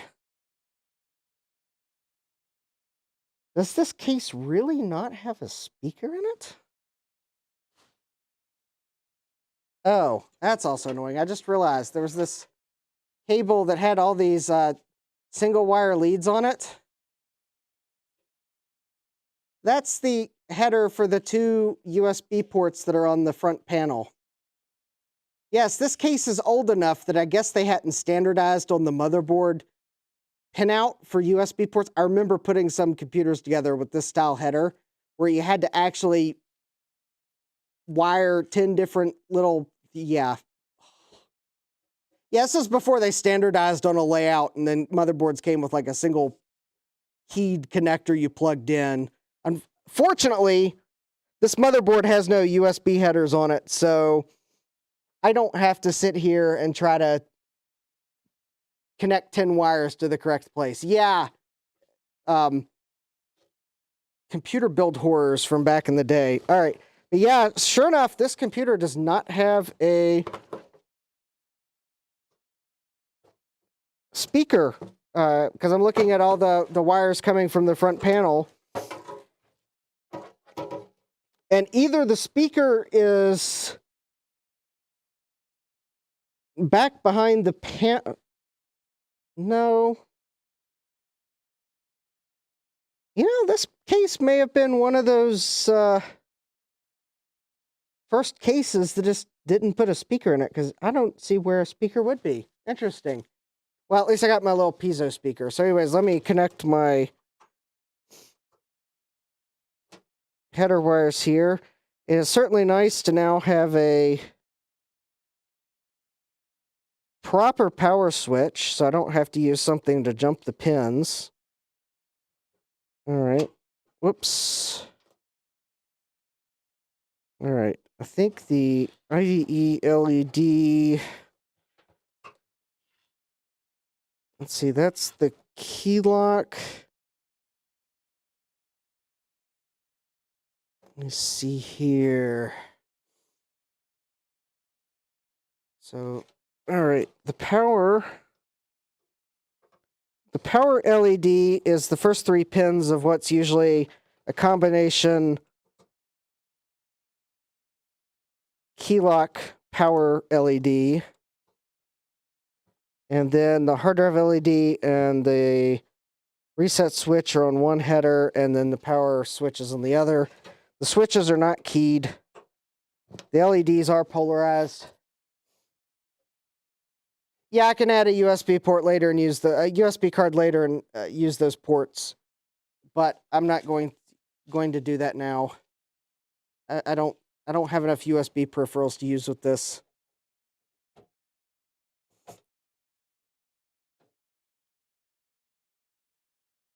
I just need to be able to plug in a USB keyboard. All right, so I got the headers connected. I already have the RAM installed. Let me put the CPU back in. Let me remove one of the... Actually, let me remove the 2...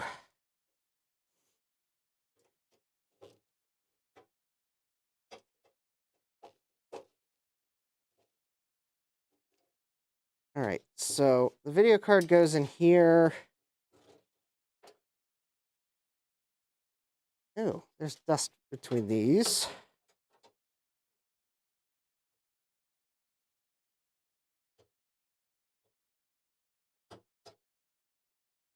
Yeah, for anyone that joined late, the reason why I'm wearing gloves is because these cases had sharp edges. I'm not necessarily saying that this particular case has sharp edges, but a lot of the cheap cases the era did, and there could be rust in hidden spots on this case. So just as a precaution, I'm wearing gloves. It is making it harder to build the computer, but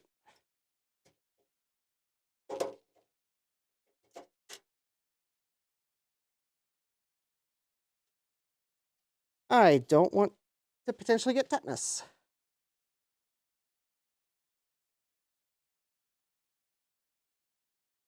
I would rather be able to schedule my next tetanus booster at my leisure, not have to go to the emergency room and get an emergency tetanus booster shot.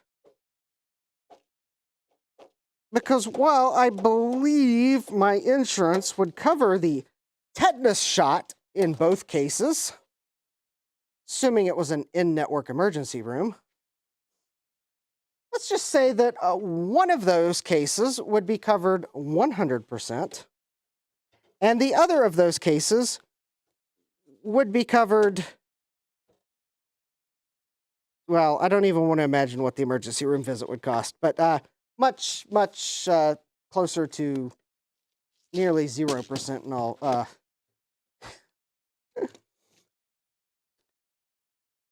I'll just say that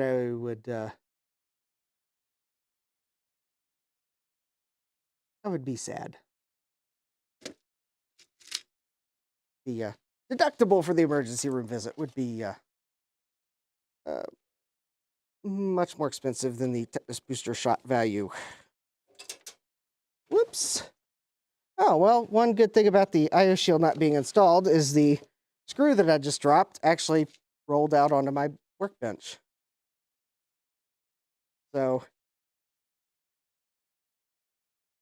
yeah, unfortunately, I just realized this AGP card, this case is...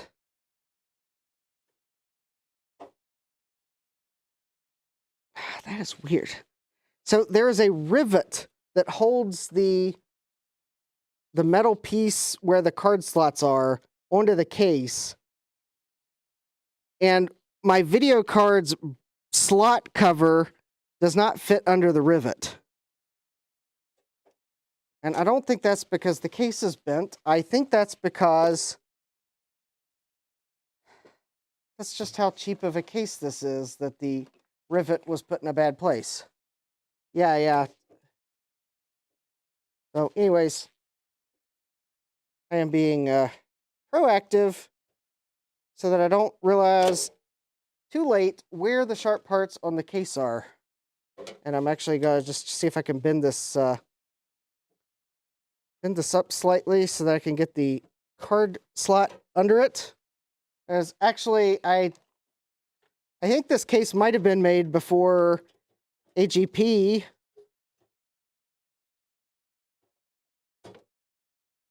When they probably figured, well, why would you have anything that has to go in that slot? Actually, Ryan, I think if I ground it down, the problem would be that it would the two metal pieces would no longer be attached on that corner. All right, I got the video card in. Don't know if it's going to work in Windows 98, but I got it in. All right, and then my sound card needs to go in the slot here, which is slightly off screen.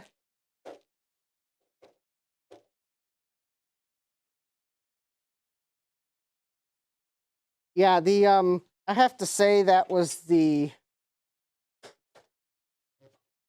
this was kind of the like heyday of, well, I guess there's always been cheap PCs or cheap PC cases. But quite honestly, the cheap PC cases from this time period were like some of the like sharpest edged cases where you just look at the case and you've got cuts on your hand. I mean, I guess at least, although I'm sure there's still some cheap cases that are made now where the edges are probably just as sharp. But I do appreciate that there are, I think the industry has maybe redefined the edges on the cheap cases, such as at least I think the cheap cases you get now, they've at least rounded kind of folded the metal over a little bit to conceal the sharp edges a little bit, or at least that's my experience. Maybe there still are somewhere that the cases are just as sharp as they were in the late 90s for the cheap cases, but got my SB Link cable plugged in. There we go. I got sound card, got video card, I got Pentium, I've got, yeah, got power to for the motherboard. Don't have any fans that plug into fan headers. Yeah, I got these two PCI Express power cables that have nowhere to go. And now that I put all that together, it's time to see if I can even screw this hard drive in. Because the one thing I was afraid of is that there were some plastic clips missing, but it does look like, I think there were some like toolless retention clips that probably originally came with this case, but at least this case also has screw holes. So yeah, I think this is like an early to, well, Jeremy, I think the front ports are USB 1. Given the fact that all the connectors are separate, it's going to probably be early 2000s. This is going to be probably one of the first PC cases to have USB on it. Maybe not the first, but it's going to be one of the early ones because of the way the USB header connectors has separate pin headers. So yeah, this is going to be early 2000s. Given the blue highlights, that tells me, honestly, the blue highlights on this case tell me that it probably came out after Apple announced the iMacs, the iMac G3s, and the Power Mac G3, which had the fruity colors, or at least the Bondi blue ones. Just the blue color on the case tells me that I think this early USB header, blue color on the case, This is probably a PC case that came out after Apple announced the iMac G3s. That's my guess. Unfortunately, there's no. I haven't seen a date stamped on it, so I'm not sure about that. I mean, the Windows 2000 OEM sticker on the side, that just tells me that it was after, because I think Windows 2000 came out in 1999. For some reason, I wanted to think it was out in 1999. So, or at least 2000s. So, yeah, I think early 2000s. If I do happen to spot a date on this case, I'll let you all know. Okay, so the hard drive's at least secure, so I don't have to worry about it falling out. The problem is my IDE cable is not long enough to actually put the hard drive or the DVD-ROM drive in its bay.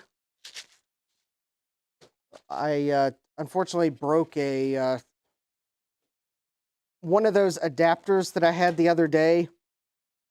The compact flash to IDE adapter no, SATA to IDE adapter I was trying to use the other day.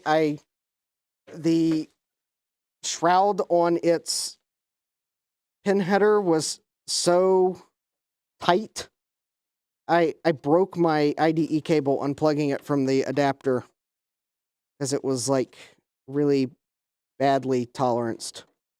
So unfortunately, I'm low on 80-pin IDE cables so that I can get the UDMA speeds out of this hard drive.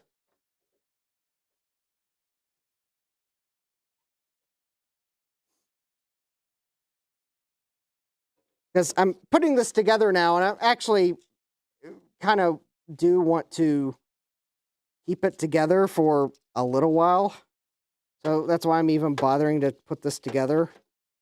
I'm not saying that I won't keep this Pentium II in this case forever. If I find a more suitable computer for this case than a Pentium II, I do reserve the right to rehome the Pentium II motherboard. But for now, the Pentium II is my best motherboard for this case. And I came to that conclusion because for the 486, I think I want to try to get one of those mid-tower cases with the LED, the 7-segment displays that show off how fast your computer is.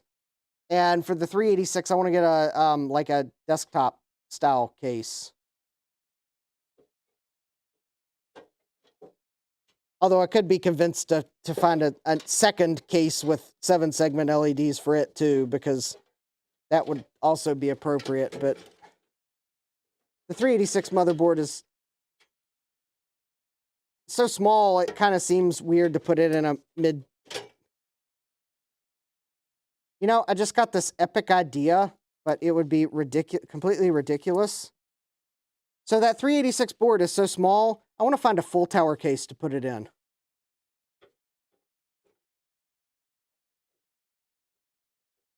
And I think some of you in the chat probably now just immediately know exactly what I am talking about by full tower. I mean, full tower. I actually, sillily enough, my first computer build was in a full tower case. Unfortunately, it was proved to be completely impractical, and I didn't keep it. Eric said, put an analog needle gauge in it. Challenge accepted. I might have to do that. No, I think my little tiny 386DX board needs a full tower case. I don't think I could connect enough drives to it to justify it, but I think that's why it would be completely hilarious.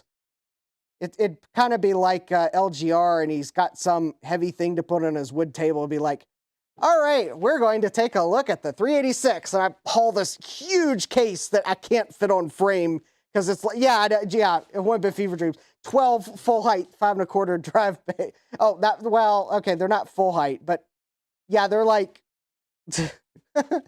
somewhere between 8 to 12 half height, between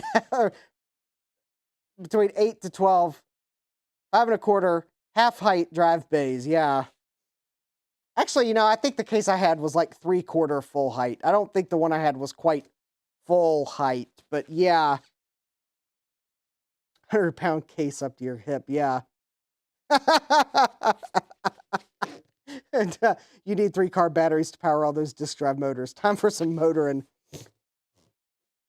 Yeah, Ryan and I could have a race as to which could go faster. One of the cars in his garage after repairing, or my computer after building. Although it will be interesting to calculate the theoretical speed it could go based on all the disk drive motors that are in it, but creativity.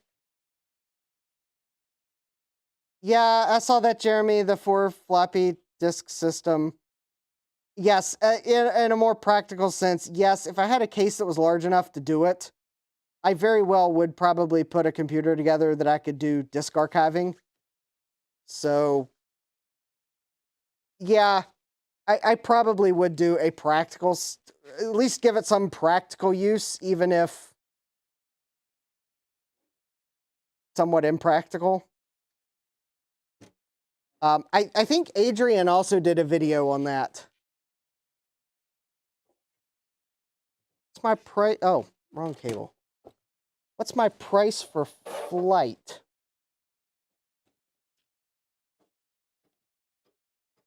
What kind of flight?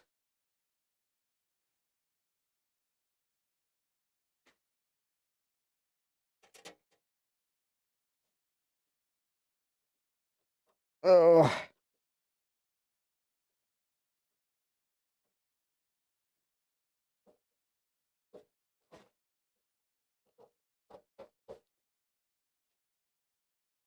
All right.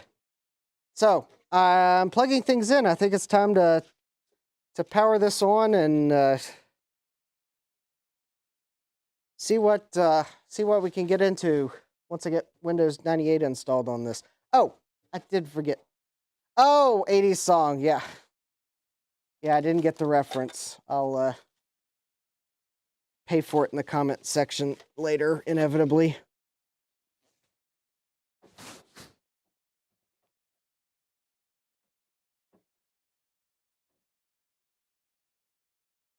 As I was calling them, commenting on a another content creator's page where he was talking about every time he plays brass instruments, and he was like, every time I pull out the bass trombone, he inevitably gets comments because of how bad it sounds in the video because of where he has his phone. And I immediately recognized his plight because, well, if you've got the phone behind the bell of a bass trombone, yeah, it's definitely going to sound very different than if the phone where you are kind of clandestinely recording yourself playing, if it was in front of you. But conductors generally frown on that because that's just weird to have your phone in a, well, okay, A, it would be weird having your phone in a selfie stick while trying to play trombone. B, it would probably be hard to play trombone with your phone on a selfie stick. But yeah, as my response was like, yeah, I have to ignore the keyboard commandos, as I call them. Oh, yes. So, yeah, he was like, yeah. He was like, yeah, luckily I haven't seen too many of those in the comments section yet, but there have been a few where, or one that, like, where I had to kind of, it's like yeah, whatever, I'm just ignoring you. It's the people that just leave uninformed negative comments that add no value to the comment section. So anyways, yeah, that's my nickname for them, the keyboard commanders. They have nothing better to do than just type on the keyboard. They have to put in their word that's negative. Adds no value. They're the keyboard commandos. I ignore them. Yes, the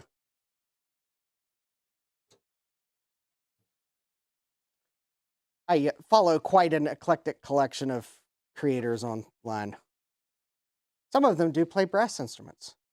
All right, let's see if this thing powers on. I mean, it should. All these parts were working before I put it in the case. Yeah. Oh. Oh, it would help if I flipped the switch. Hey, I plugged the LEDs in right. What do you know? Armchair warriors. Yeah, that's another good term for them. Oh. And you can't see what I also can't see because I gotta press this button right there. There we go. It powered up. It's the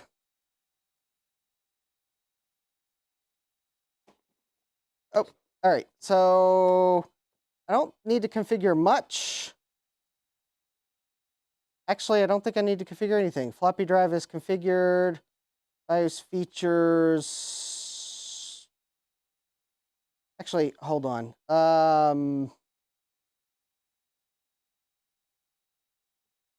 Let me load the BIOS defaults. I changed a whole bunch of settings to test something.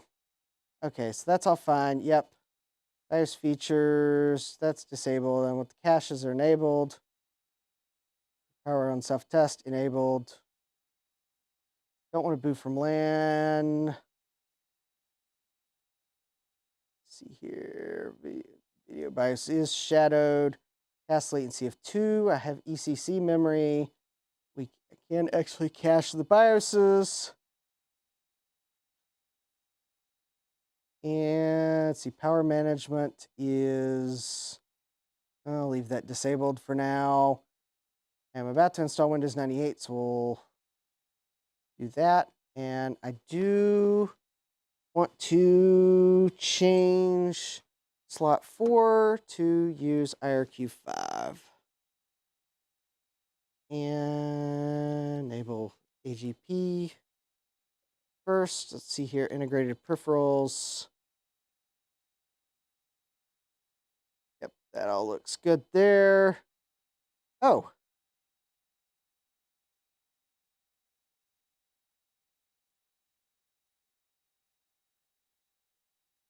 BIOS, keyboard.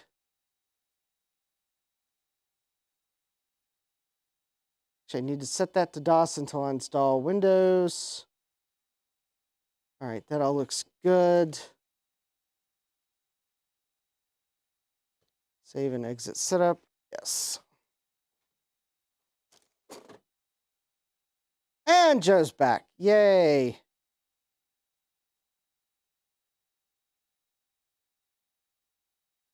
Okay.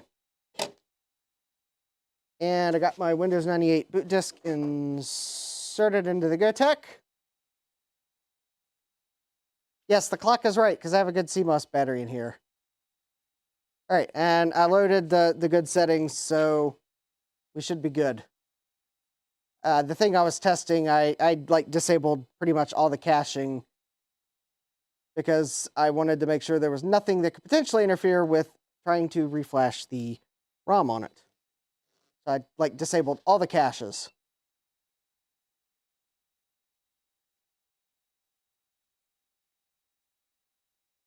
A Nabu on ISA card for 386s.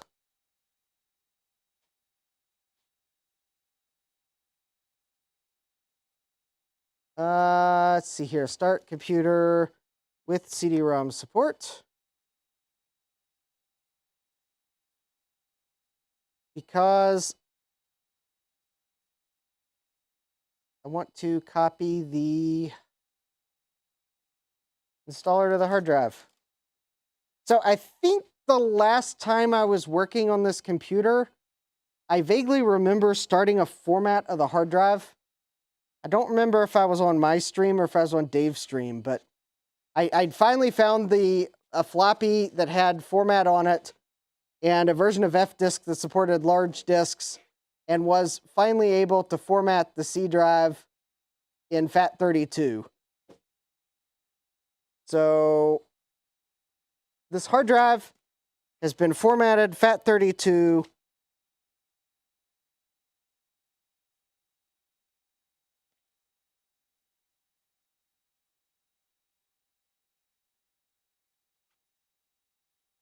And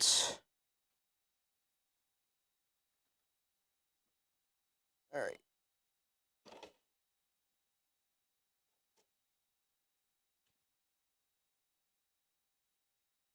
To make the install go faster, I'm going to, hey, time traveling technologist.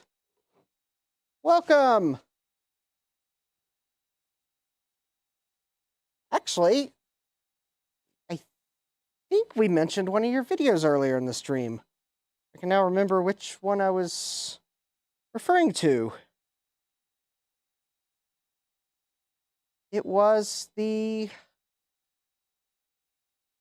Which was the last video you did? I think that might have been the one. Or the one before it. One or the other. All right. Make dir... Oh, wait a minute.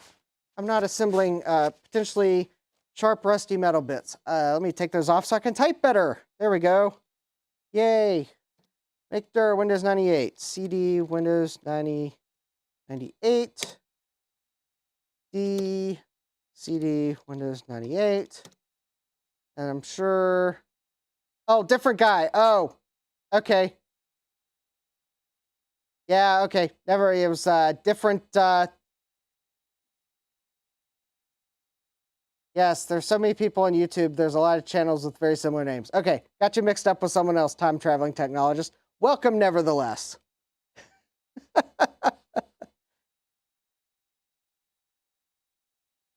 In fact, I realized the other day that I was subscribed to so many Discord channels that I got two of them mixed up, and that was awkward.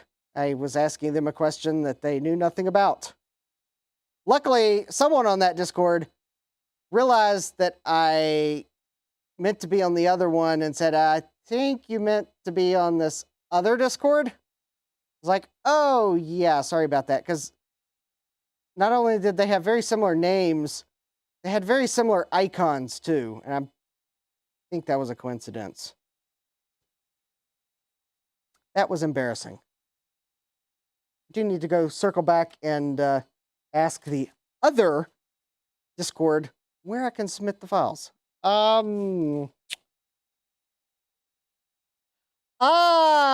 Okay. Print and play retrospective. Yes, I thought the icon looked familiar. This Apple IIe I got is working fine. Should I let out the magic smoke?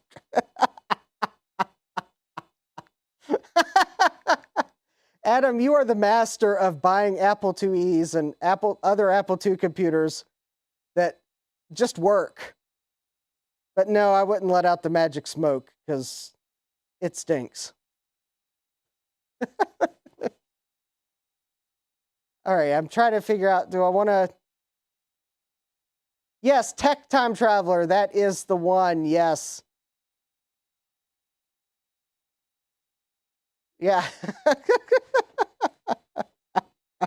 Yes, can you tell I've had a long week? I'll just use copy. Wait a minute. Oh.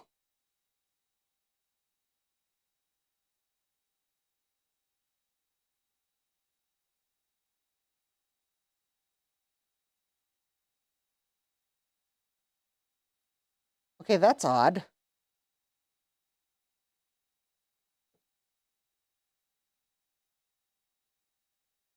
Okay, I know copy is not necessarily the best command to do what I'm doing, but I sure thought I'd change directory to Windows 98.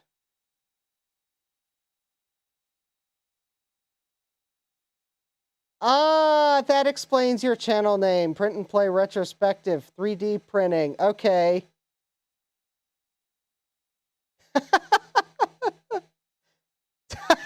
Yeah, it can be hard, yes.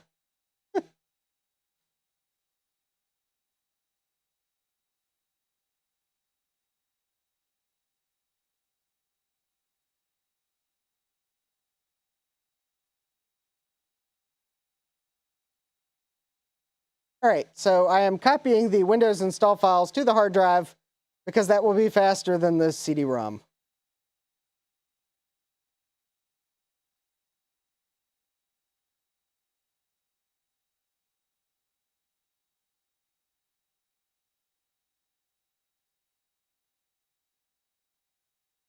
There we go. So that is copied.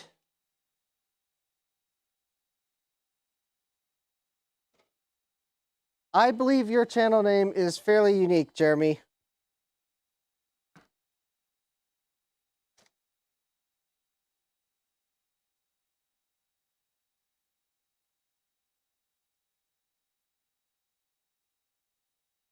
All right, I think this CD that has gotten scratched up, I think this has the other things I need here.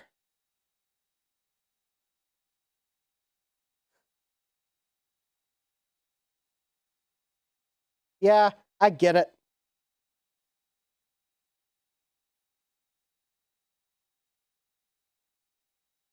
Wait a minute.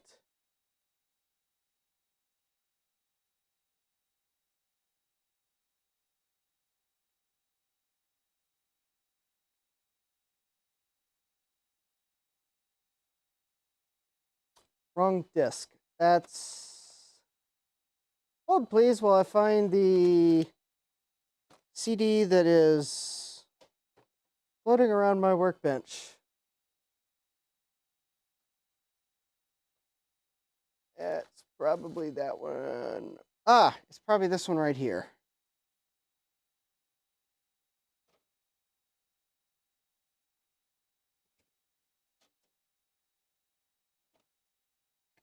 It's not a CD, it's a DVD. Yes, here we go.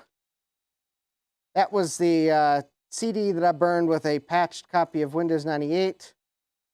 But I don't need that. Whoops.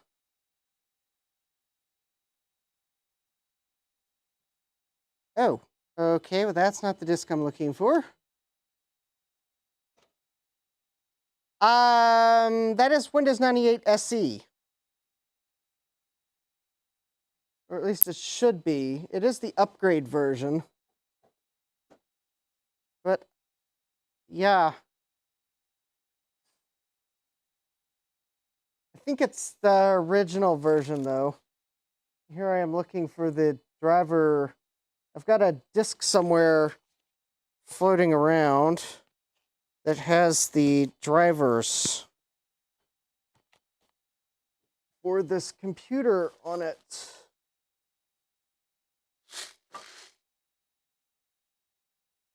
And apparently that disk got separated from the rest of the disk. So if you'll hold a moment while I try to find the rogue disk floating around.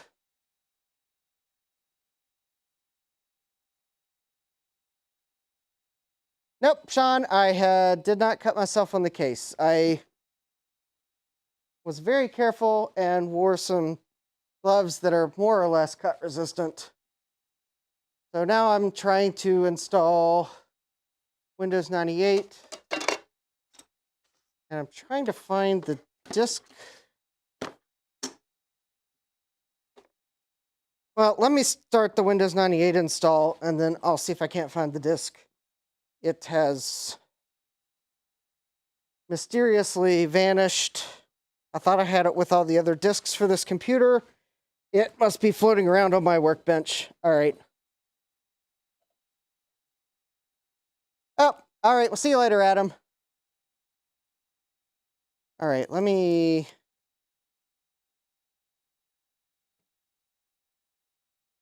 Oh, I'm already in the correct directory. All right, setup. Enter. All right, let me get this started. And...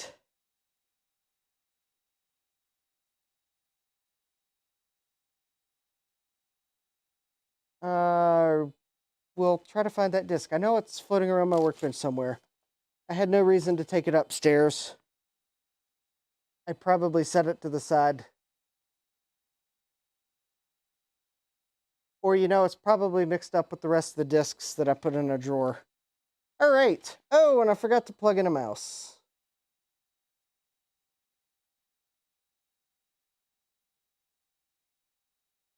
All right. Well, I will, okay, I will start the Windows install without a mouse. When it goes to reboot the computer, I will shut it down real quick and plug the mouse in for the reboot.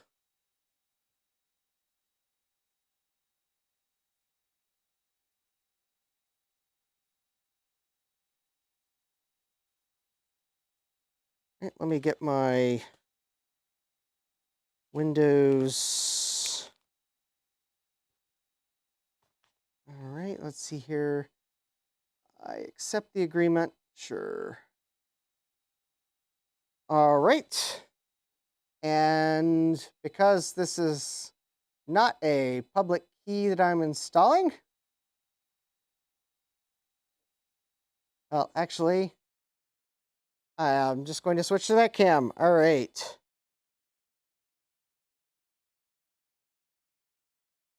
I would install the key that Joe's probably furiously typing in the chat now to show that he remembers it, but the thing is, this is an upgrade version of Windows 98 Second Edition, and the key that Joe remembers doesn't work with this particular edition.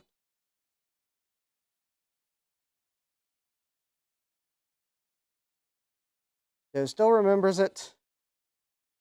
All right, I now have to do an upgrade compliance check, for which I have just the thing. Windows, there we go.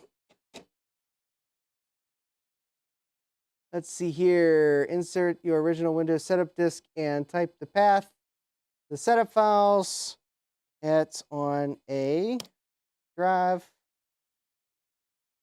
And I think it's going to ask me to give it a couple of the disks because someone at Microsoft must have realized, well, what if they just have a copy of disk 1? And then someone else at Microsoft said, well, what if they copy the first 2 disks?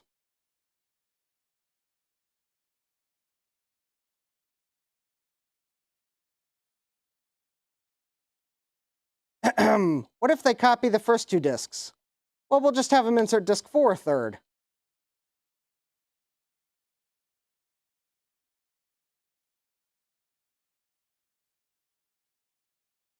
And then, of course, that's not good enough, so we'll have them insert disk 5. Oh, also, you can't hit enter too soon. You got to actually let the Gotek swap floppy disk images. Well, what if by chance it's now like 30 years after your OS released and, well... Joe needs time to do his Naboo. Joe, Naboo stream soon.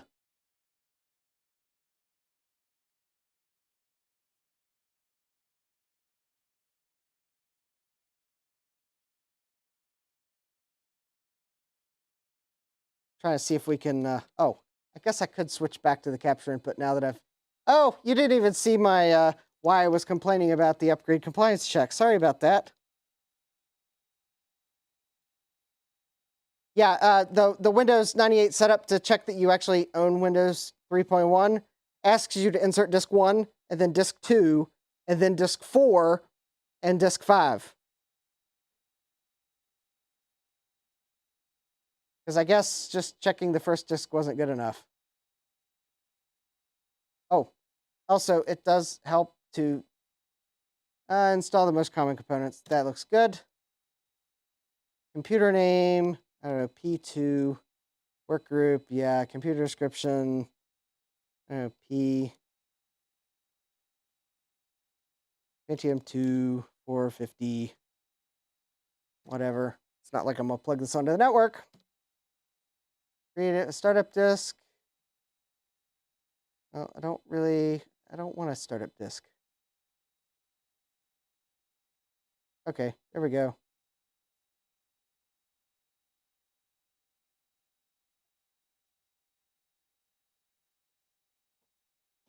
All right, now while I copy these files, let me see if I can find that CD that's got all the drivers on it. Or the video drivers and the DirectX and whatnot.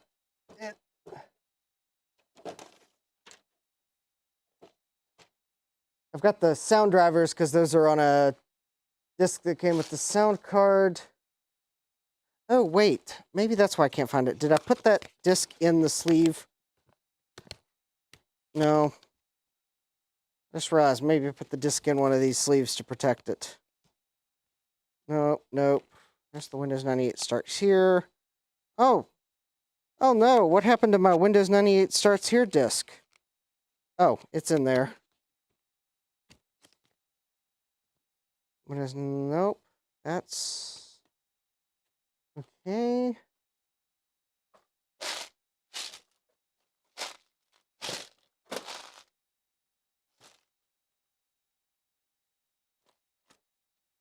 All right. Which will finish first? Windows 98 copying files, or Justin finds the CD that has the drivers for this computer.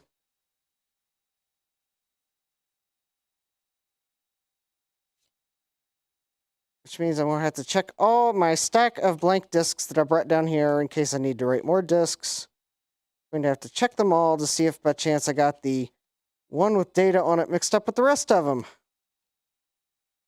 Nope, doesn't appear as if that's the case. Yes, this is what happens when I try to keep them together and somehow still manage to separate them.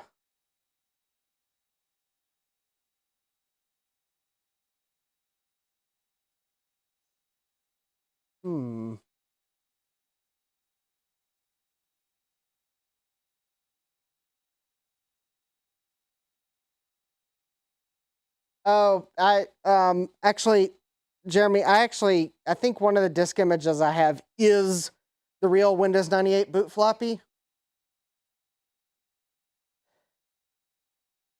So I didn't need to bore the live stream with that. If I need to create a Windows 98 recovery CD, a recovery floppy again, I think you can do that from within Windows too.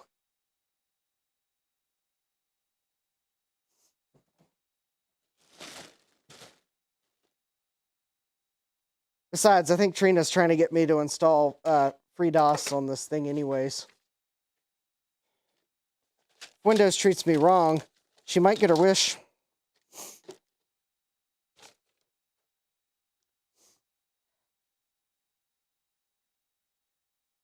YouTube would convince me that I need to watch Joe's video on OS2 and then install OS2 on it.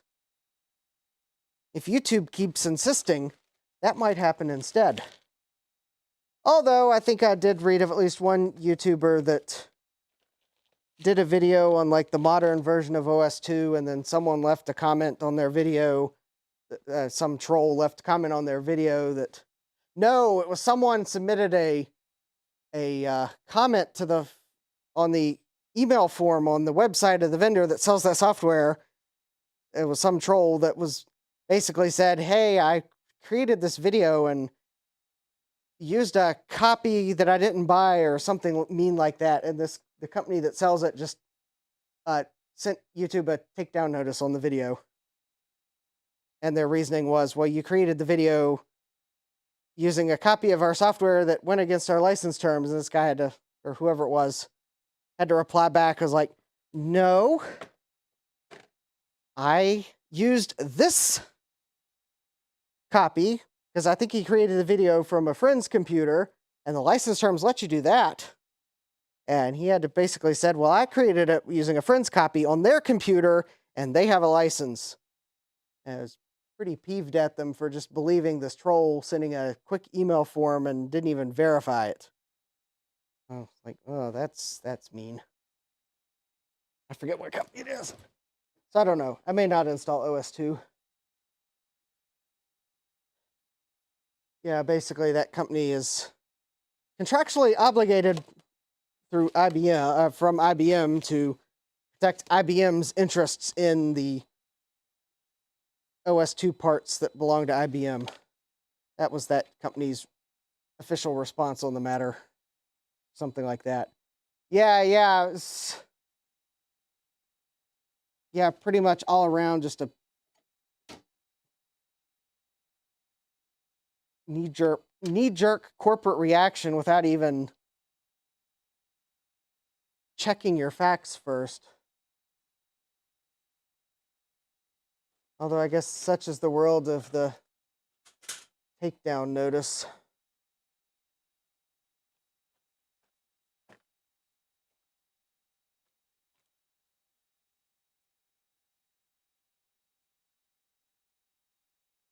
Yeah, in fact, I don't even know if MJD still has that video up, because he was actually, after that whole situation, inclined to just take... they did retract their copyright...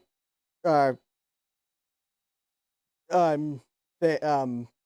takedown notice once they realized they were in the wrong, but I think he was tempted to take the video down anyways, because he, at that point, couldn't trust that something like that wouldn't happen again when they lost the paperwork on the whole ordeal, and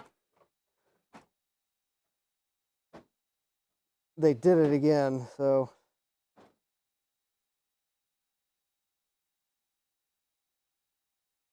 I mean, I guess I could always just install the old version of OS2. You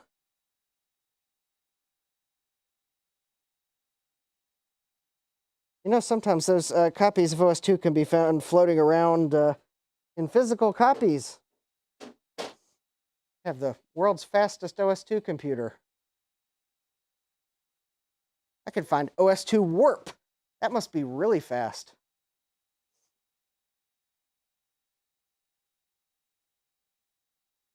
Which I think OS2 Warp was followed by OS2 Ridiculous.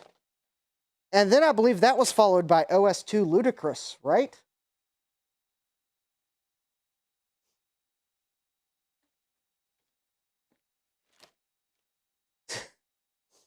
And all the geeks in the chatter now, I recognize that reference.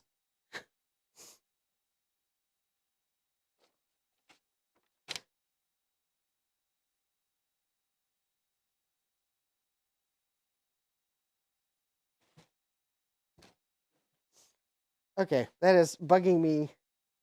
What I did with that CD. All right, while Windows scans for hardware, let me take one last look on this shelf, because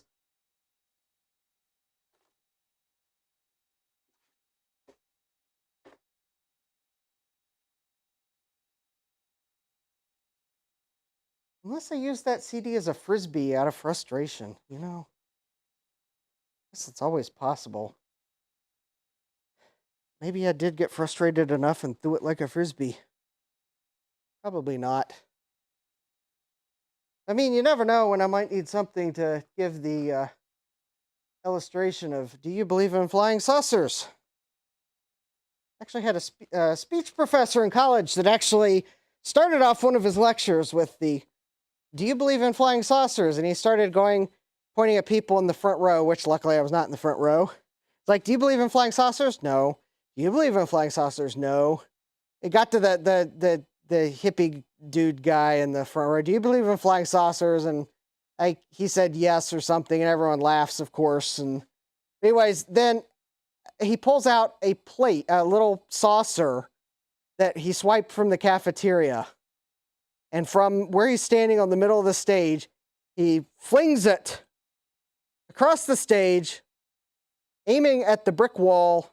Of course, the saucer hits the brick wall, shatters, to which he says, now, do you believe in flying saucers? And I can definitely say he probably swiped that saucer from the cafeteria, and probably wasn't the first time he'd done that illustration.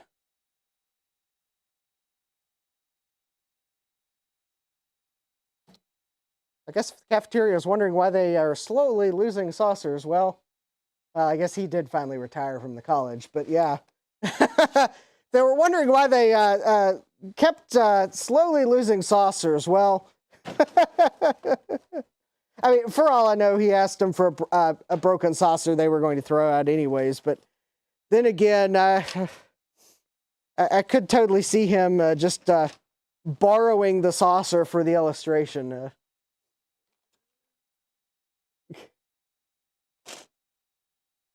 Yeah. So, I mean, I'm trying to see, did I use that CD as a flying saucer?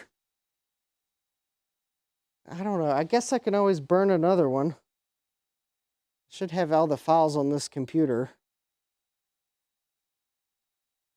Because the moment I burn another one, I'm going to find the one I... Oh, I think I know what the problem is. Yeah, I know what the problem is. You know, I just realized this disk that I couldn't read from DOS that I thought was the... I thought this was a disk that's not the driver. I bet the drivers are actually on this disk. I bet I burned it in a format that Windows can read, but DOS can't. That's probably why I can't find it. So let me let Windows 98 finish installing and I'll check the disk again. I bet that's actually the disk I'm looking for. It was in front of me the whole time.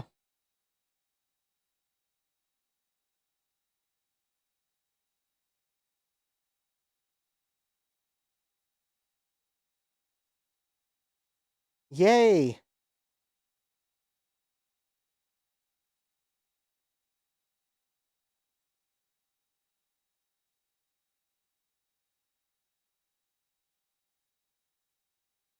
Actually, I was just looking at the exact total I have earned on coffee for the month, and I believe I have some good news. And I think I've hit the point where I can go buy the Platinum Sink. Yay!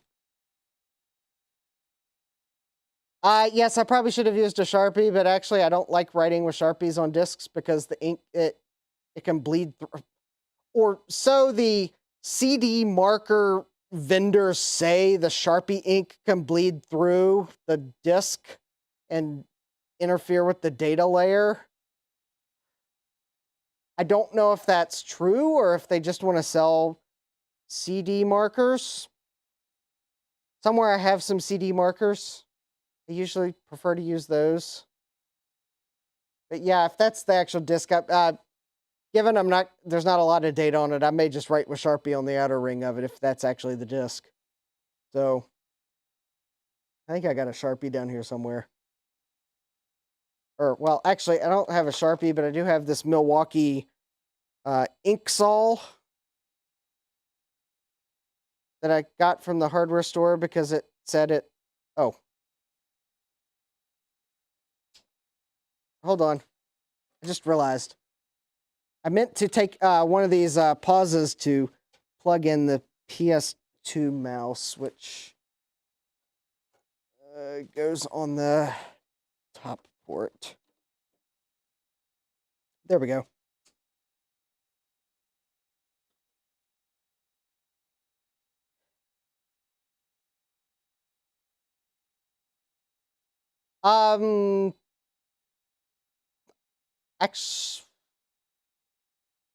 Actually, I don't know if I'll actually, Dave, I've got someone that is going to help me install it, so installation will be dependent on when they're available to help me. I mean, I could probably figure it out myself, but I figure I'll take them up on their offer to help. Since I'm not 100% totally sure about something, and also because I don't have a PEX crimper, and I think they do, and I don't plan on doing enough plumbing to justify needing to buy a PEX crimper.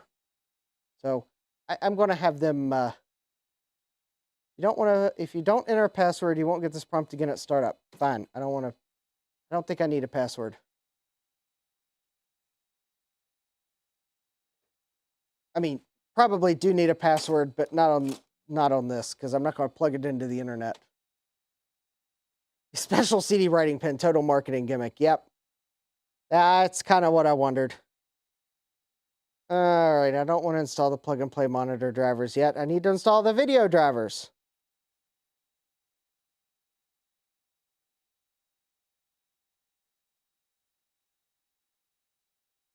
Yes. Yes, my coworker that's going to help me has installed many a plumbing item. I will learn from his sage advice so that next time I need to do a plumbing type thing like that, I will know how to do it. Plus, I'm sure a second hand would be appreciated. I mean, I can turn the water off to the house. That's not a problem because it won't affect anyone else. I will definitely make sure I buy the fittings so that I can put a shut off at the sink. I'm glad I don't have speakers plugged in because I think the Windows 98 startup music is one good way to get a copyright claim on your video. Uncheck that, close that. I am curious, Dave, the other day when someone accidentally played a bit too much of the Windows, or not Windows, but the macOS startup sound, did that get picked up by Content Match?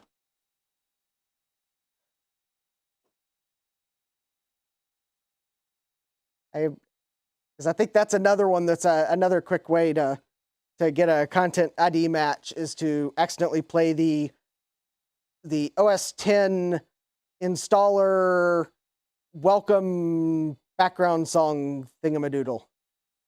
Oh, there we go. Yep, this was the disc I wanted.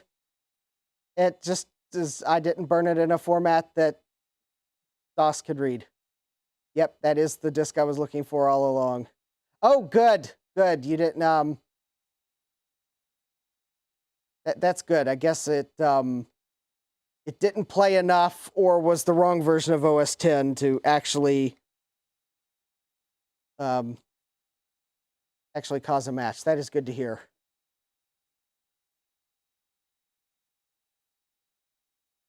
Oh, it also helps when you have the correct mouse and keyboard. Oh, it also, I want to copy there.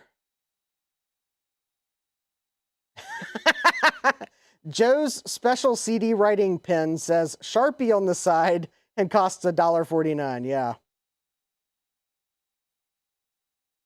Yeah, seemingly, I think when the CD writing pens that I bought, I don't know where they're in the house. Maybe they finally dried up and I had to throw them away. But I bought a set of them probably in 97 or 98. I will give whoever made them this. They were long-lasting markers, probably because I didn't burn enough CDs to wear the ink out that fast. I do think, though, they were the package of 4 was $5 in like 98. So yeah, I'm sure they're probably up to like $10 for a pack of 4 now. Yeah, yeah. I think I buy the new style of CD marking pens called the Sharpie, and I think I've at least last time I bought these, I think I got a 2-pack for like $2, or maybe it's $2.50. I don't know. They also last a long time, so it might have been a while ago since I bought them. All right, Joe, let me see if I remember the install order here. I want to do chipset, then DirectX, and then video, and then sound, correct?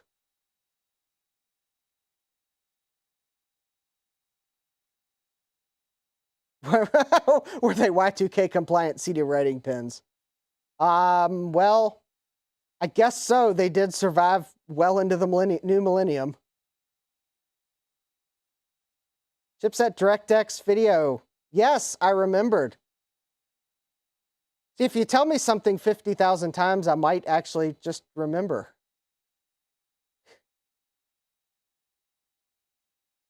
Although it was kind of easy. I figured that chipset was first just because.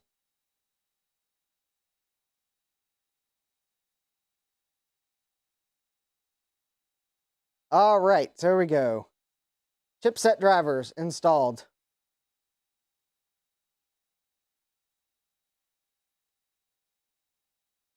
And Windows should be rebooting. Yes. Well, I will give this Mac Store drive this. It might be on its last set of legs, although it's not making weird clicking noises just yet. It's pretty quick, though. I mean, I'm quite possibly at some point I'll get a solid state drive to put in here, just for the fact this Mac Store drive won't last forever. But in fact, I think I've got a solid state drive floating around somewhere that I was going to put in here, but I just have to break down and buy an adapter that's actually made right. So that means I'll be buying the StarTech IDE to SATA adapter because those seem to be made correctly.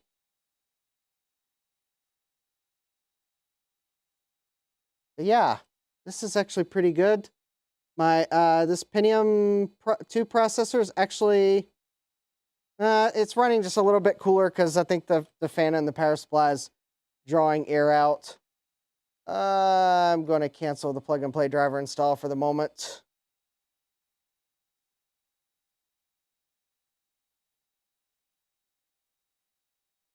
Also, I did double check. The one nice thing about this GeForce4 MX card that I've got, it actually uses the same drivers I was trying that I would have needed to have tried to use the other video cards I tried to use. So this will be the ultimate test of, was it really the fact that I was just trying to use cards with too much VRAM? Because it's the same drivers and it works with this card too. And I think the answer is going to turn out to be yes, it was too much VRAM on the cards.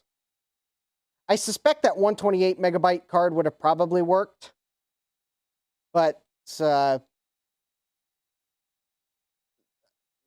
the seller shipped the two cards they had to the wrong people and I was the first one to have received mine, well, the only option I really had was return. Because, I mean, there is that chance the person that bought the PCI version of the card, that got the AGP version of the card, might have not wanted to return it.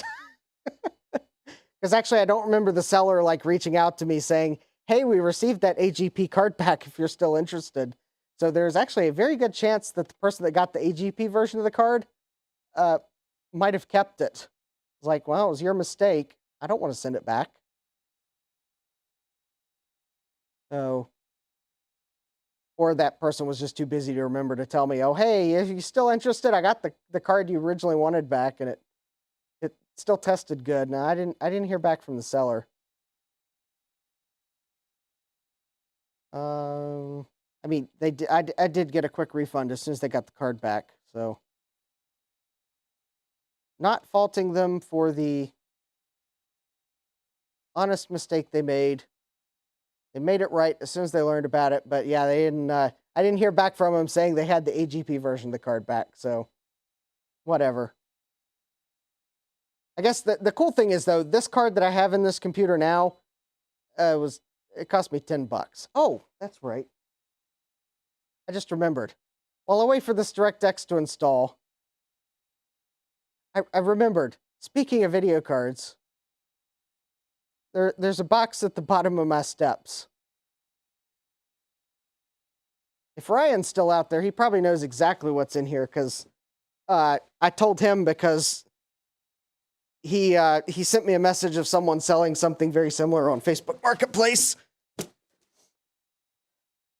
So Ryan knows what it is just because I had to spill the beans of, yeah, I already bought one.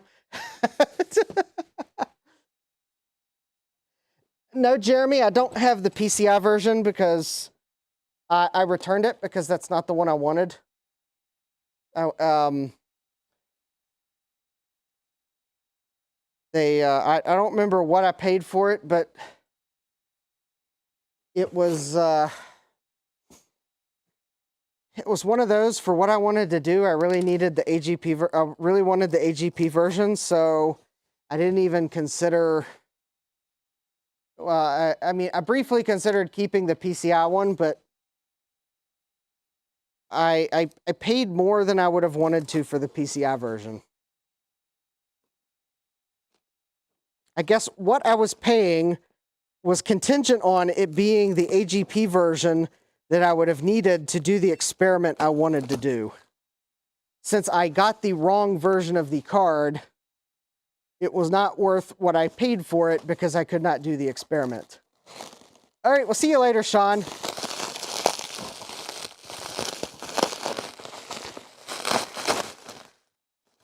Now, if anyone's wondering what, well, actually it's probably obvious now kind of what I got if you see the shape of this, but no, I'm still gonna hold off on the plug and play monitor windows. I'll wait till the video drivers are installed.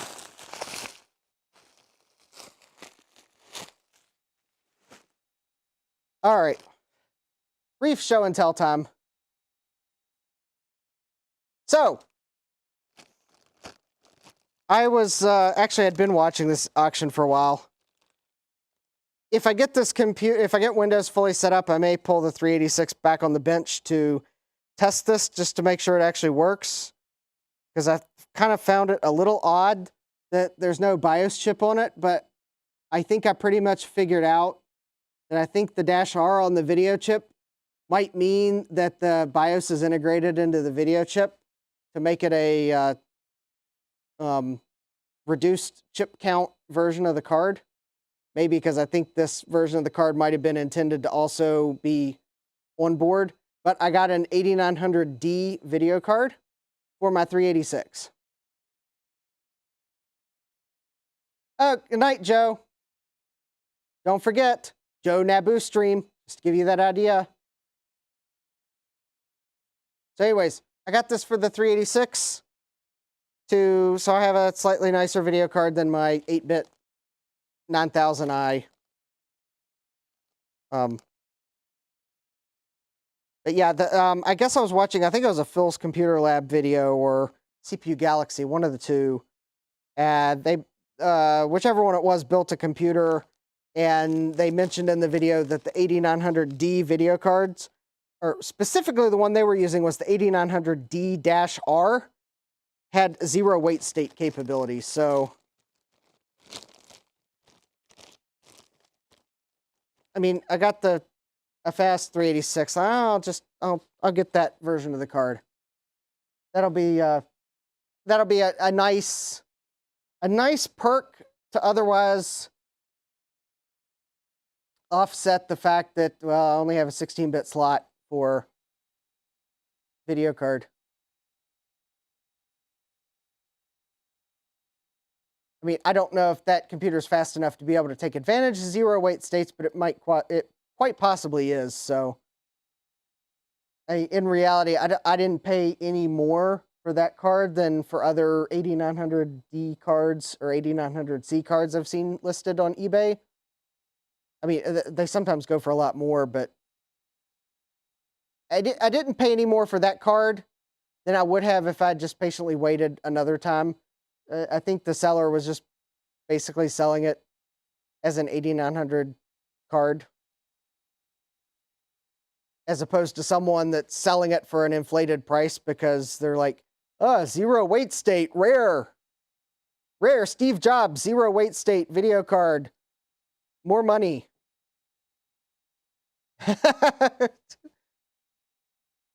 Don't ask me why Steve Jobs Rare is on a video card for a PC. I think Steve Jobs Rare gets invoked like for lots of things just to make it more expensive on eBay. In fact, I'm sure Steve Jobs Rare Naboo would get invoked on some auctions too if they could get away with it. In fact, I could if I really wanted. Steve Jobs Rare PC build video. Justin builds PC rare enough to cause Steve Jobs to roll in his grave? I don't know. Sure, the closed captioning will have fun with that one. I wonder if when you search on YouTube, if you search for things and the words appear in the closed captioning, hey, oh no, Joe left right before we got to the point where I realized, notice, we are no longer in like minimum color mode. We are not, I did not get the error message saying conflict or error with video card.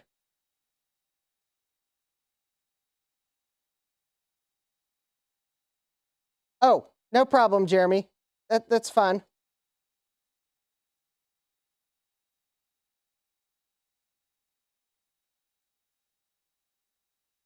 I don't want to search floppy drives. Yep, there we go.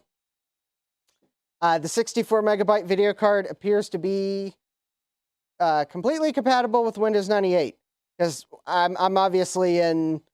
There's more colors on the screen. I didn't get that error message saying there was a conflict, and in fact now, if I go to Properties and Device Manager, the only question mark I have is for the sound card. I mean, that is if the Windows Explorer window would let me show. See, that's the only thing I have now. Sound card. Those higher VRAM cards are too much for Windows 98. 64 megabytes. Great. Excellent. In fact, I can probably... how many colors? High color 16-bit. I was saying, yeah, that looks like 16-bit color. Now, that's weird, though, that it's showing two... Oh, the S-video out on this card. That's why. Okay. There we go. Yay!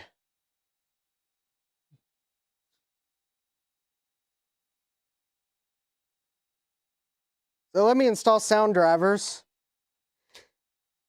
And then I think we're... oh, I don't have any games handy to install. But at least I can say I've got the Windows 98 set up to play games. Because then I'd kind of like to maybe check that video card out for the 386.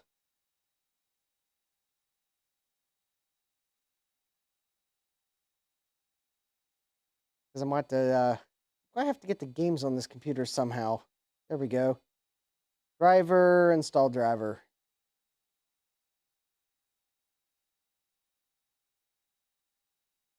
That's great. I'm glad to finally get Windows 98 to install correctly.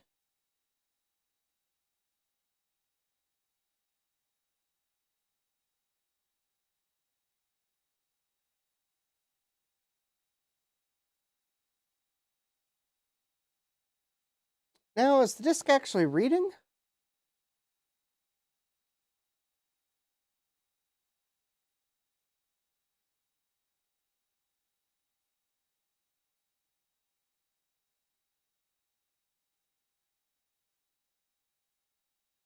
Oh yeah, Jeremy, that's fine. I mean, I realize sometimes you gotta put a computer in a slightly newer case because you got a case missing parts, and you got a computer A and the case is missing parts, but the motherboard's good. And you got computer B where the case is good, but the motherboard is capacitor plague city, and you put the two together. Oh, and this driver installer expects me to double click, not single click. Well, that certainly wasn't apparent.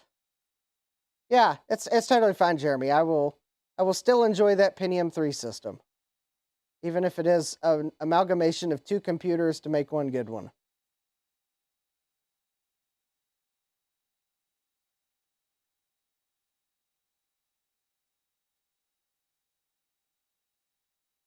There we go, and I got sound drivers. Now,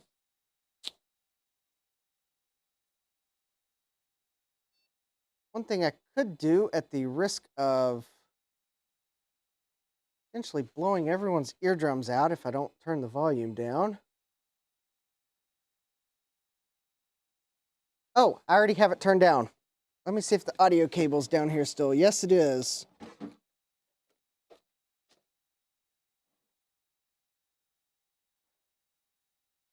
Let me plug the audio cable into the sound card. You know, if I take this cable upstairs, I could plug my nice speakers into my main computer, but I need to get another one of these cables. All right, which cable is it? It is, see, that's microphone.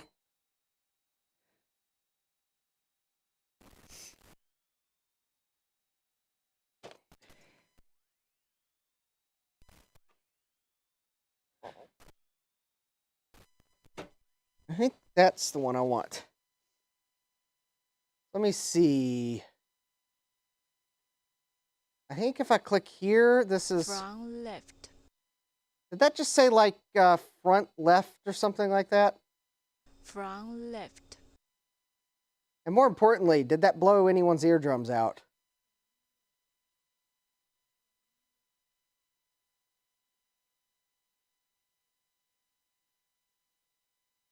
Well, that is quite weird.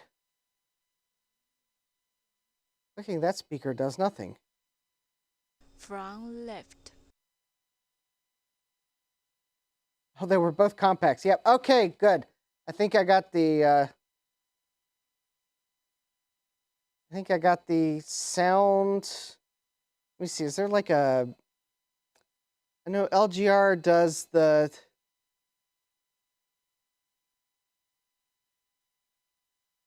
cliched play canyon.midi. Is that like... No, Windows included a couple MIDI files.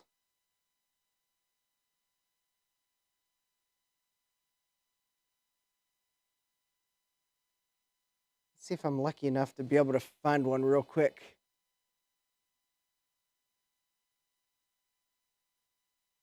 Windows 98. Low volume. Okay, well that's better than last time I...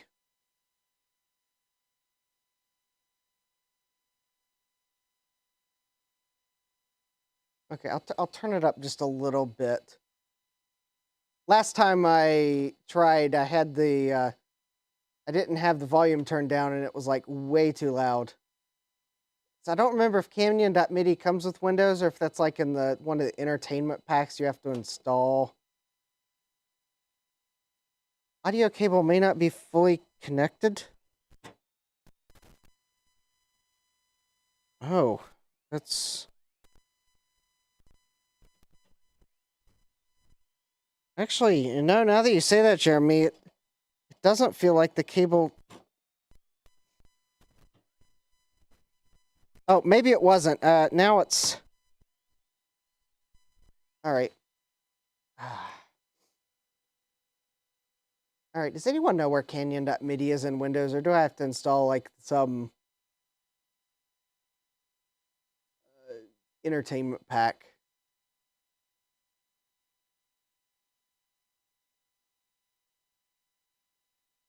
Oh, system, that's right, that's right. That's right, Windows, system.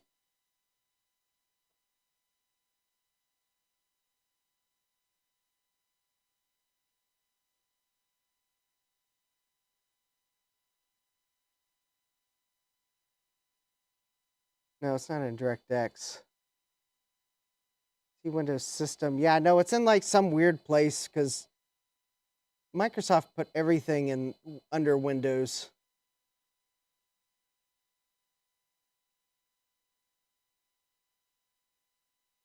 No, it's not there. Let's see, that's Office, Internet Explorer. Keys, cursors. That was like Windows Media, but there's no MIDI files there. Find. Yeah, I guess I could use find. Might take forever, but all right, find. Files or folders. Why not? Start at mid.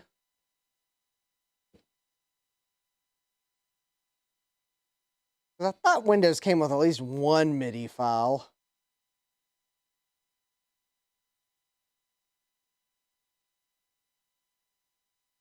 No, it didn't. That must be okay. I guess maybe that is like in one of the entertainment packs you have to install. Well, I guess I could do one other thing. Let me see what's on the driver CD. Although the thing is on the driver CD, it... Oh, did I search the wrong thing? Because I did find files or folders. Oh.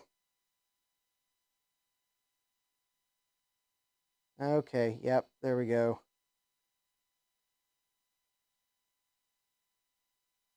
Nope, still no MIDI files. Anything on the DVD? There are, but let's see here. Not Canyon. Okay. Well, all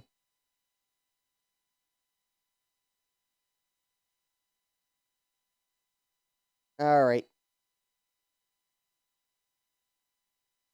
Yep. Yep. There's no MIDI files on the C drive, and I don't dare play any that are on the CD-ROM. Because I just don't know how tenacious rights holders might be.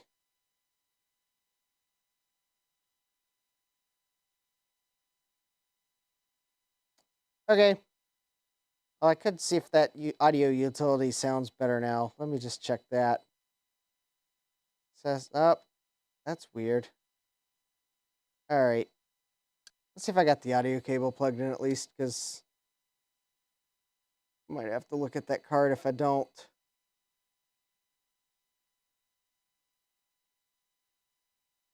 Then again, I don't know where that, Oh, you know, it just dawned on me. I think I might know where, I just realized.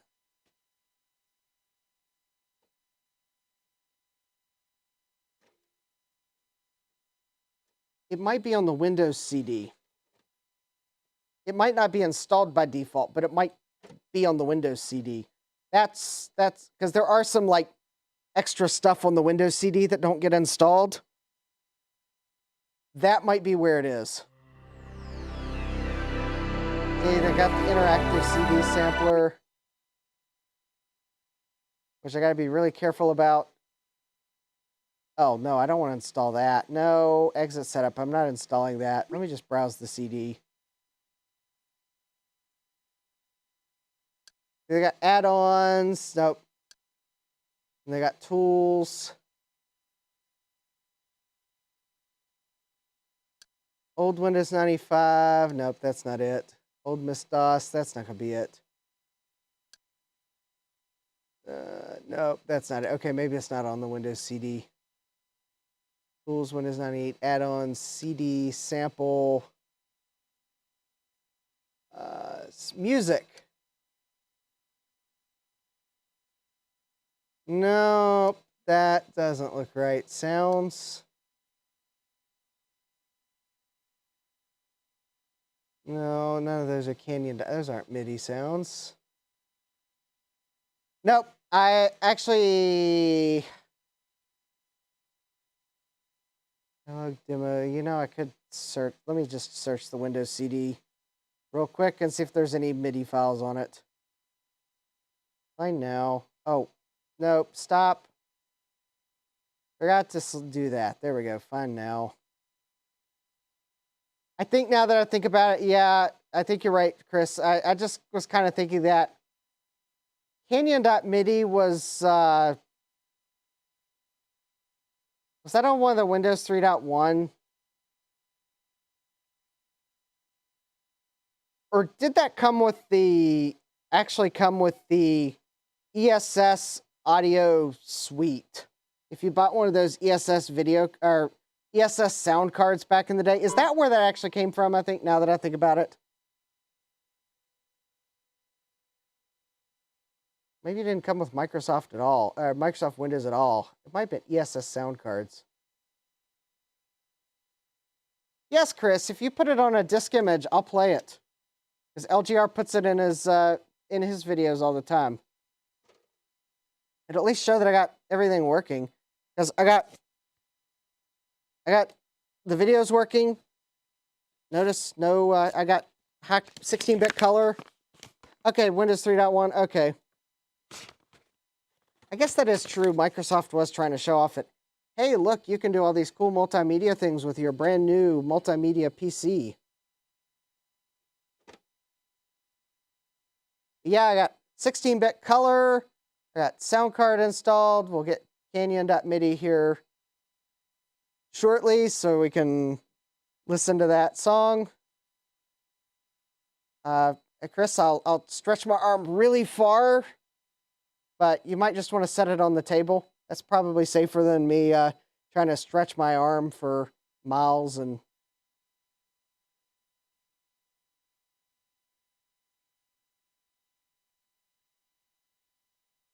I mean, while we wait for that, we can at least preview the Maze screensaver.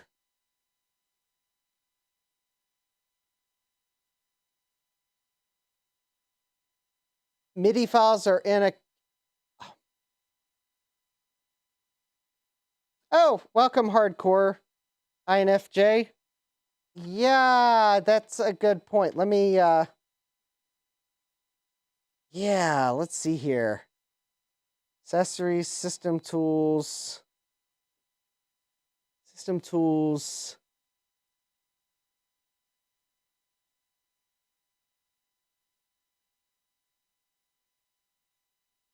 Oh, let me check that. That's right. That might... If I don't check that, someone will ask. Let me run setup. No, that's not what I want to do. Where's the... Oh, that's in the control panel. I'm trying to look for the add...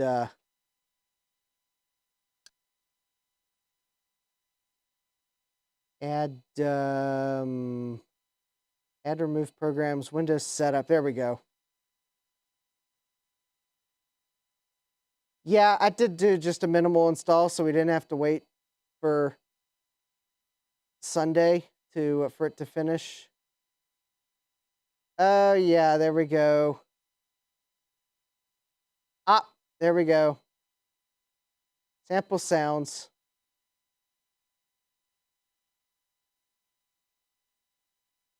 Pretty sure that was it. It's right there. Let's see, insert that. All right, that is C Win98.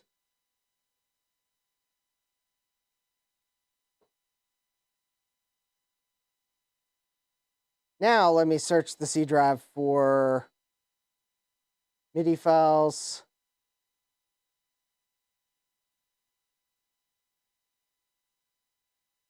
There we go. Now.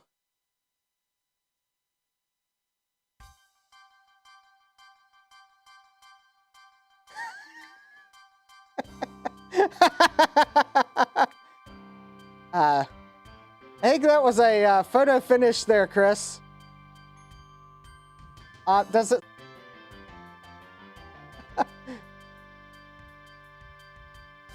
Yeah, Chris, Jeremy remembered that if you do a minimal install of Windows 98, it doesn't install the sample sounds, and Canyon.mid is one of the sample sounds. That was a photo finish. I think we tied. Yeah, is it not playing in the... The thing is, I can't hear it because the way I have the sound piped, I can see in OBS that there is sound playing, but I can't hear Canyon.midi. I also can't tell from OBS whether both channels are playing, but it does seem as if they might be. Yeah, I did find it. Yeah, it's you have to... If you do the default install, you don't get it. You have to add the sample sounds. But yeah, it includes Canyon.midi and Passport.midi. Oh, it's a little faint.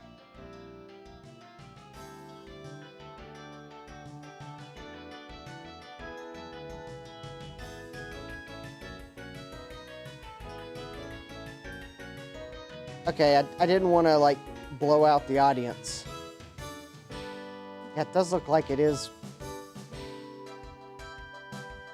Okay, it does look like it's faint, but I'd rather it be a little faint than light. Headphone warning in post. Too loud. Needs a bit more volume. Let me see.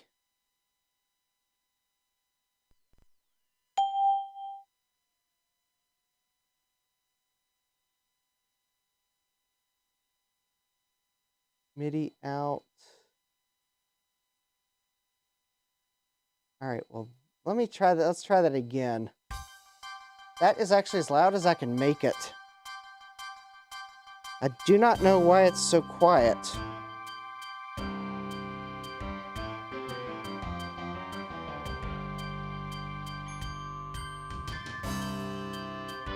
Yeah, I now have it turned up as far as. Oh, wait a minute.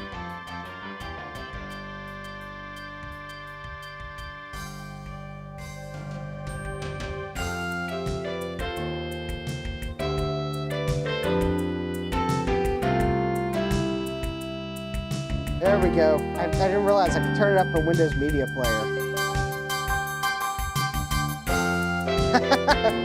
Yeah, there's like 3 different places well, actually 4 different places I could turn the volume up.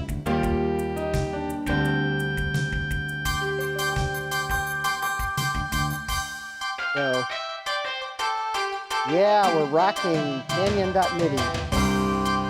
I'll have to listen on the playback to see how good it sounds, because I'm completely missing it.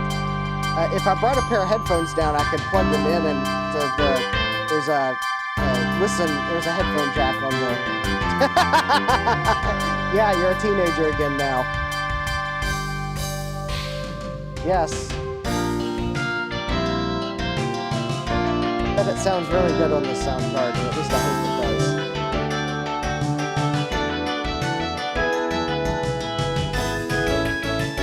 I wish I could tell you where you could buy one of these sound cards, but I think you could get just as good as sound cards on for not much more than I paid for these.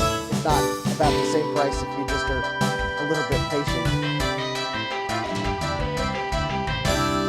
Now that I know that Canyon.MIDI is installed with Windows 98, I may have to do maybe I'll do a video sometime just comparing a couple of budget PCI sound card options that you can run into on eBay.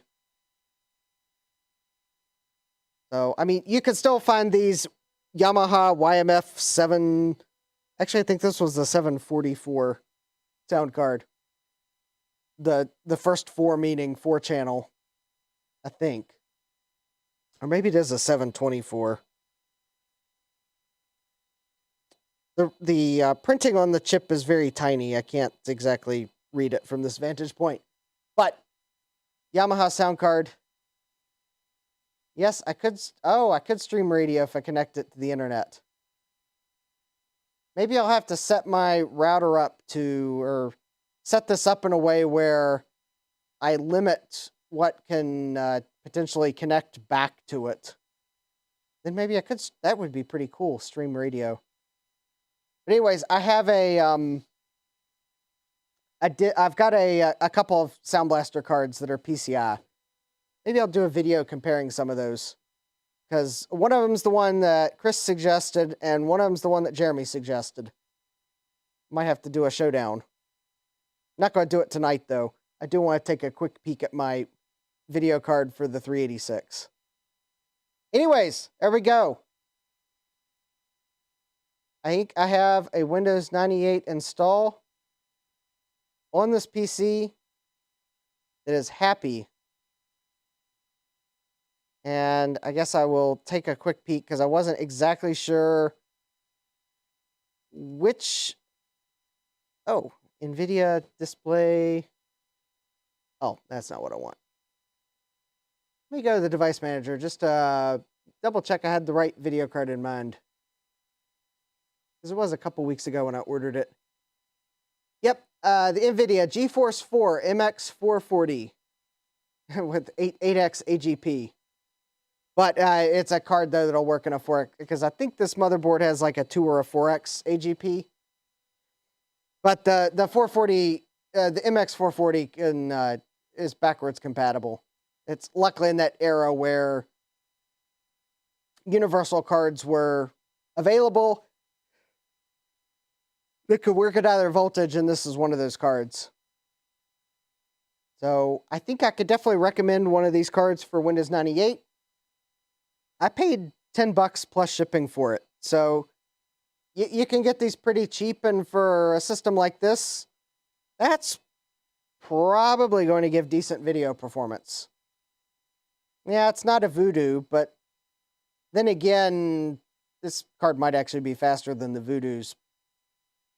Unless you want to play the Glide API games. Yeah, 2x AGP. Yeah, that's right, 2x AGP. But this card's not so new that it's that it can't work at. Actually, I thought it was 3.3 volts. I thought AGP was 3.3 volts or 1.8 volts. I could be wrong. But yeah, this card's not so new that it won't work at the higher voltage, because 2x AGP is higher voltage always. So, and actually, if you're patient, the one nice thing about a card like the 440 MX is you can get ones that have DVI instead of VGA, which is going to give a better video capture. So if you're wondering why the video capture looks so good, and I didn't have to fool with like shifting my scaler to fix the fact that on VGA it sometimes likes to show the leftmost 2 character columns off screen.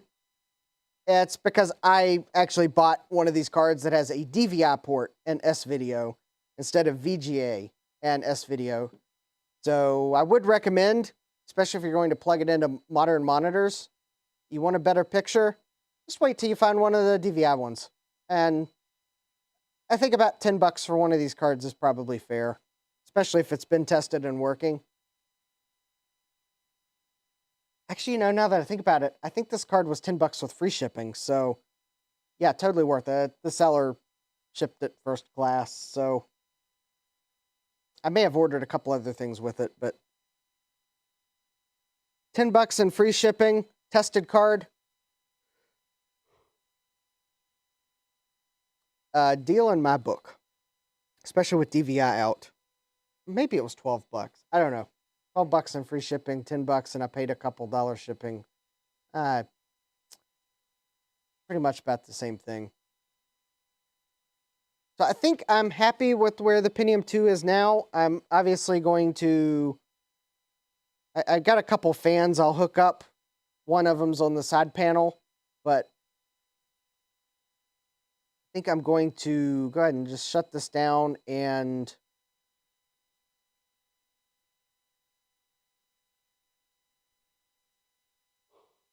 because I do want to take a moment to test the video card for the 386 since it came in today. So I'll I don't have a GoTech to dedicate to this computer or a floppy drive at the moment. I've got a couple GoTechs that I will. I can probably get one to put in this computer, but I don't have one at this immediate moment that I can actually dedicate to the computer until I sort out another project.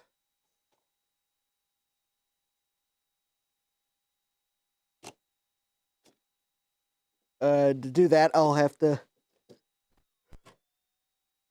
gotta get another GoTech for that project. So anyways, that was the Pentium II. Finally got a video card that works on Windows 98. Got a case for it. Oh, I've got a couple floppy drives, Jeremy, and actually for a computer like this where I don't have software that, like, it's not like a system where I would have to read the disks on that system to archive them. I'll probably just throw a GoTech in it because anything I run on this computer, I'm probably going to be running it from a disk image, not a physical floppy disk. So I'll probably put a GoTech in the case and be done with it. And that way I can just directly run disk images. I will at some point set up a computer for like being able to archive, and I would like to build a computer like I think Adrian Black did and Tech Tangents did, where it's a computer that you can, I guess, both archive disks as well as create disks for other systems where you kind of really have to use physical floppies. But I think for this computer, I don't have to use physical floppies, so I'm not going to. It just makes things easier. Anyways, it's not going far. I'm just going to put it right there for now because I have no better place. And pull the Pentium 3 here, or Pentium 3. Yes, I just upgraded my 386 to Pentium 3 by calling it a Pentium 3.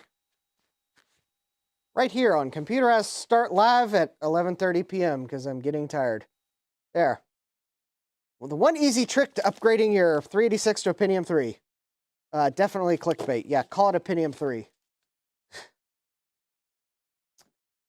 Silly, Justin. Upgrades require changing the processor. All right, so I've got my 386. It might look familiar. I don't have the video card in it because, that being said, Jeremy, I still might take you up on a floppy drive or two, but I think for that computer, I'm going to put a GoTech in it. So I had been using this 8-bit card. I mean, for what it is, it's a nice card. This can go in an XT class computer. Actually, Jeremy, I was telling you I was sending you some PCBs. This was actually, I was going to send you a, I don't remember how many I threw in the box, but I was going to send you a couple of these PCBs. Because I know you have some XT class computers in your collection. So you can build them or pass the PCBs along to someone else. That was one of the PCBs I was going to send you. I've had some extras. I also had the this is the Sergey's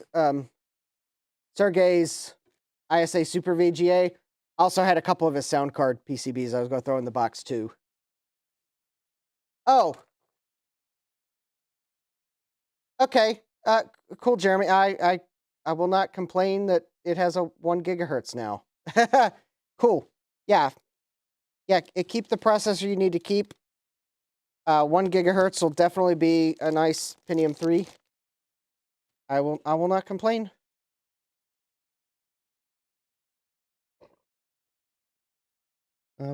Both will be, it'll be nice to have a Pentium 3, so. Because actually, quite honestly, you could have swapped them and I wouldn't have known the difference, because I couldn't tell from the picture what processor speed it was. I'd have never known the difference, but yeah, that's cool knowing what speed processor it is. That'll kind of help me think about what I might do with the computer. I might have to find, yeah, knowing that's 1 gigahertz, I might have to find that elusive copy of OS2 Ludicrous.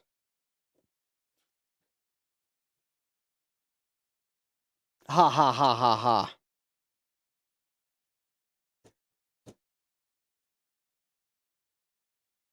All right, so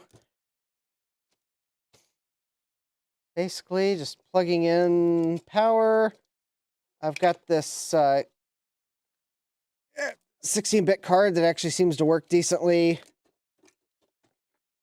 Windows XP. Yeah, I guess Pentium 3 would be a decent Windows XP era computer. And I guess there are some neat games for that era. I mean, that would be...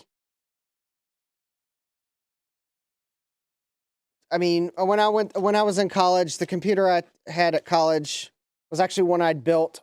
Sorry, I don't have any pictures of it. despite everything I've taken pictures of, was actually one of the things that didn't dawn on me to take a picture of was my computer that I built for college. I do, though, distinctly remember it was in an in-win A500 case. Because I distinctly remember, I was working at the computer shop at the time, and I distinctly remember having my boss order me an in-win A500 because I was impressed of how nice of a case they were. And I think after probably asking me if I really did want to spend the extra money on a case like that, I said, yep, I really like that case. And so he ordered one for me, and I bought it at my discounted price.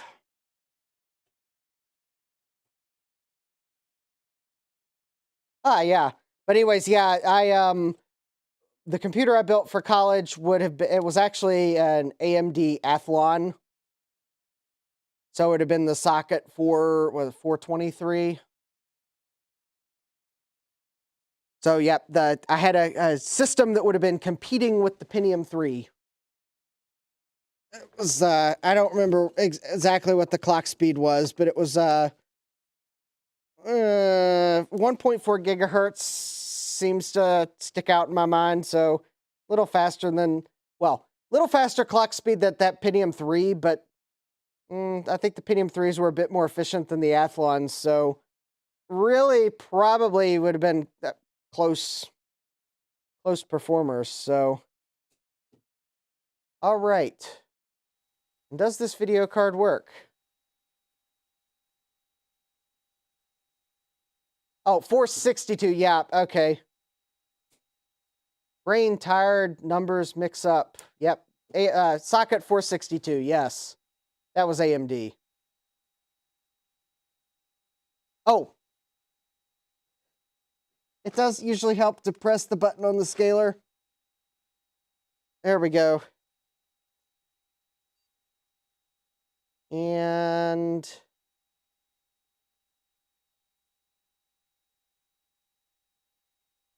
well, did I press the wrong button?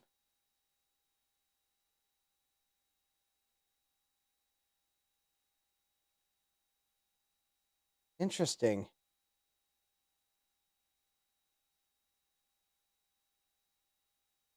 Okay, now this is really weird.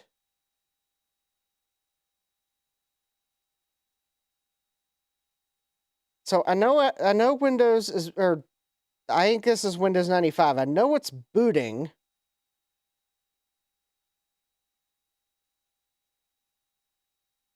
Yeah, I got nothing. I mean, I know Windows just booted because I saw the hard drive do its thing. The scaler has an image because it would be there'd be rainbow bars if it didn't have an image.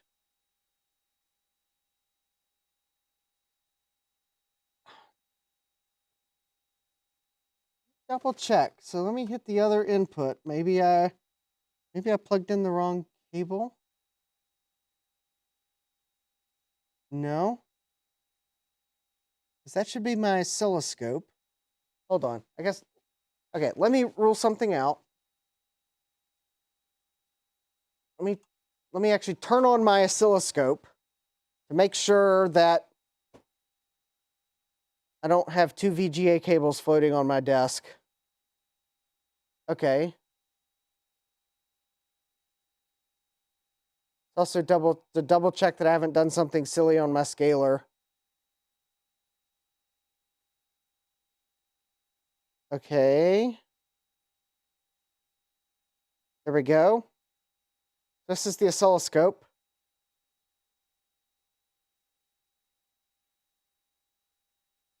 Okay, so VGA2 on my scaler is still the oscilloscope. And this demonstrates that, well, the scaler is working because it's converting VGA to DVI. Okay. There's the oscilloscope. Okay, let me hit VGA1. So that was just a double check that I didn't have like both VGA cables on the workbench and nothing plugged into the oscilloscope. So yes, I have signal, but no image. Yeah, that's weird. So let me see here.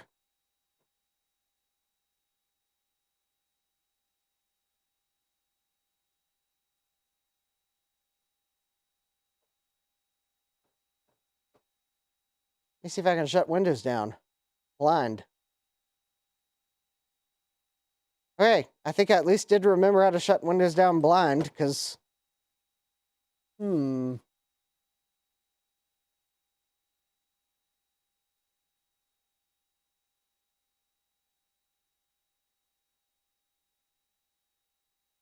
right, well, let me, let's double check. Well, you know, maybe now that I,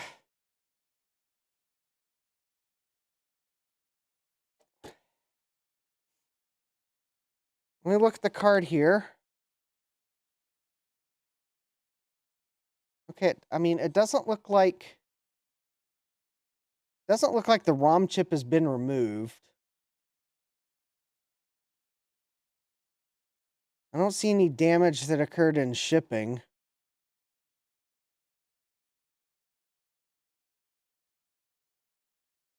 I guess it's all down to the jumpers.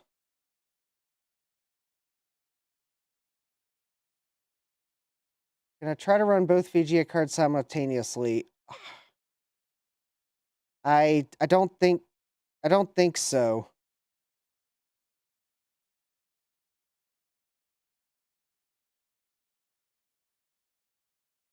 I mean, it's quite possible it'd work if this card really has no ROM on it. Which might be... I mean, seriously, I'm looking at where the ROM... There is a spot for the ROM. Which I did kind of think on the listing. It was funny, it didn't have a ROM, but even on the listing, I looked at the photo and it didn't look like it had been removed. That looks factory. I don't think this card ever had a ROM on it.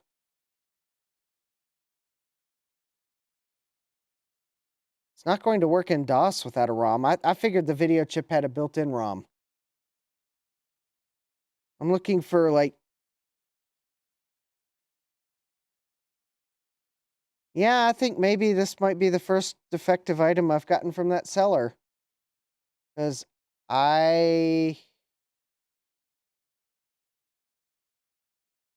I'm not going to say they didn't test it, but it seems like it might have failed after they tested it. Unless these jumper settings are wrong. And that is... Let me do a quick web search, see if I can find the... what the jumper settings are. So it's a Trident 8900D.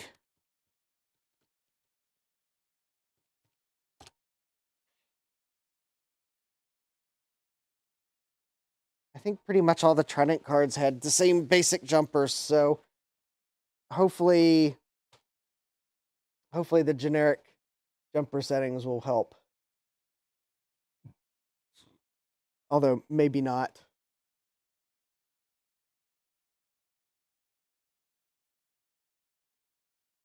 Although, interestingly enough, maybe so, because the jumpers have the same names. So, let's see. Jumper... Let me see. Okay, I found a manual. Let me see if the jumpers match this manual. Oh, this is weird. They're not even in order. So, the default, according to this manual, J1 is open. J2 is... the default of that is open, but J3...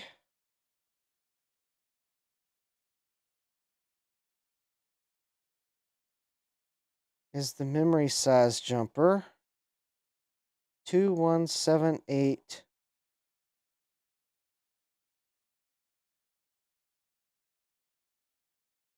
No, I don't think these jumper settings are... No, I don't think this is the right manual I'm looking at. Unless there's like a solder blob. There's me. Nope.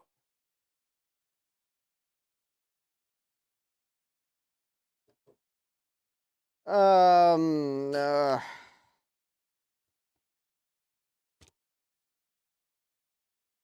right, let me try that.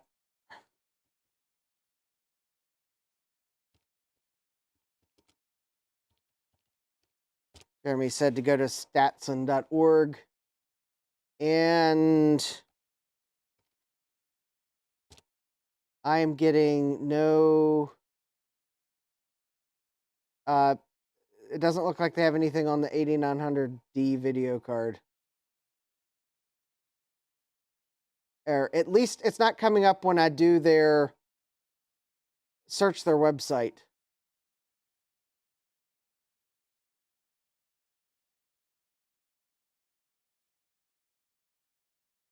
Yeah, let's see. I think I'm probably just going to have to go on hoping the... Oh, well, there's a card that... J7... Oh, here we go. You know, J7... Oh, wait a minute. Let me try this. If this guide I've got is correct, J7 is whether or not you have an interlaced monitor. So my scaler may not like that. So let me open that for non-interlaced. And J8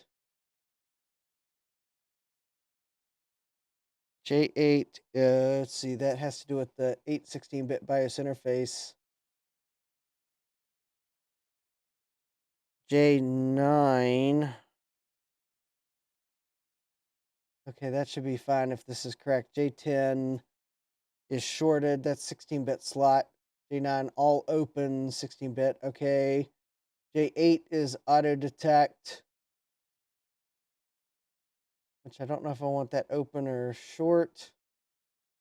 I'll leave that fine. I'll leave that the way it is now. J6 is open, which should be 16-bit slot. J3 I don't see on this board, but that's probably, there's probably a 0 ohm resistor because this board has full memory from the factory. So there's probably a 0 ohm resistor somewhere because J3 is the memory. Oh, actually, it should be an open for full memory. Okay. Well, there's probably a spot where the jumper would be if the memory was socketed, and I'm not going to bother looking for it. J2 is shorted for enable 0 wait state. Actually, you know, let me go ahead and open that one just in case the 0 wait state's not working on this computer. And J1 is open. That means FIFO 1. Okay. I have gone over the jumpers for this board. It is quite possible the seller tested this on a CRT monitor that was more forgiving.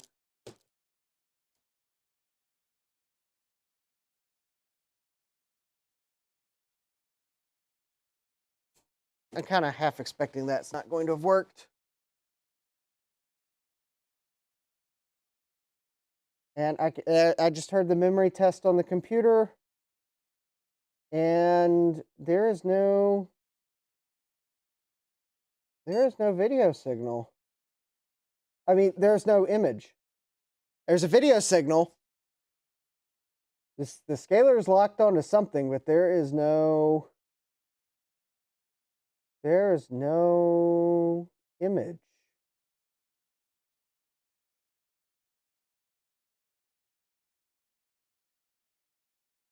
There we go. It's got a 640 by 480 signal coming into it, but there is no image. Now we're in Windows 95 with no image. This card is like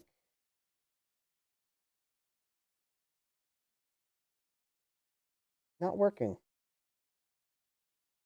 That's a shame.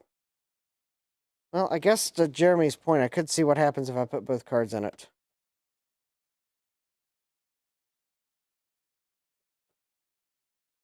Well, at least let me shut Windows down. See? There we're on the safe to shut down your computer screen. I could tell by the resolution, but... All right, well, I guess I could put this card in. I suspect the problem's the RAM DAC.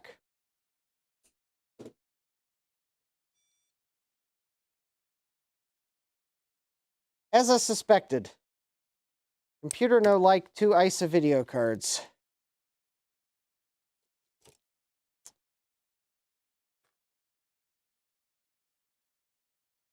All right, well, looks like my fast video card for the 386 is defective. I'll have to return it.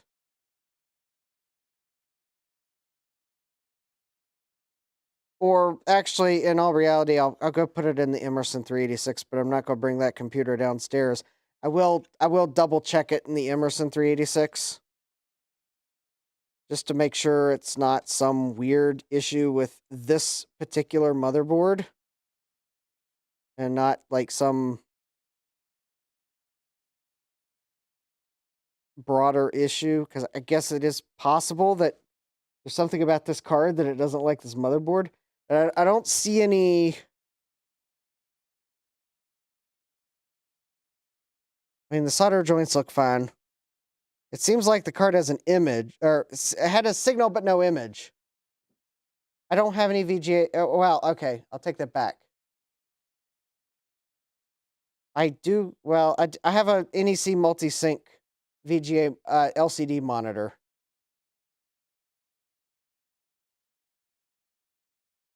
I'll try a monitor. I'm not going to drag it downstairs though. It's upstairs. It's actually worth 10 till midnight.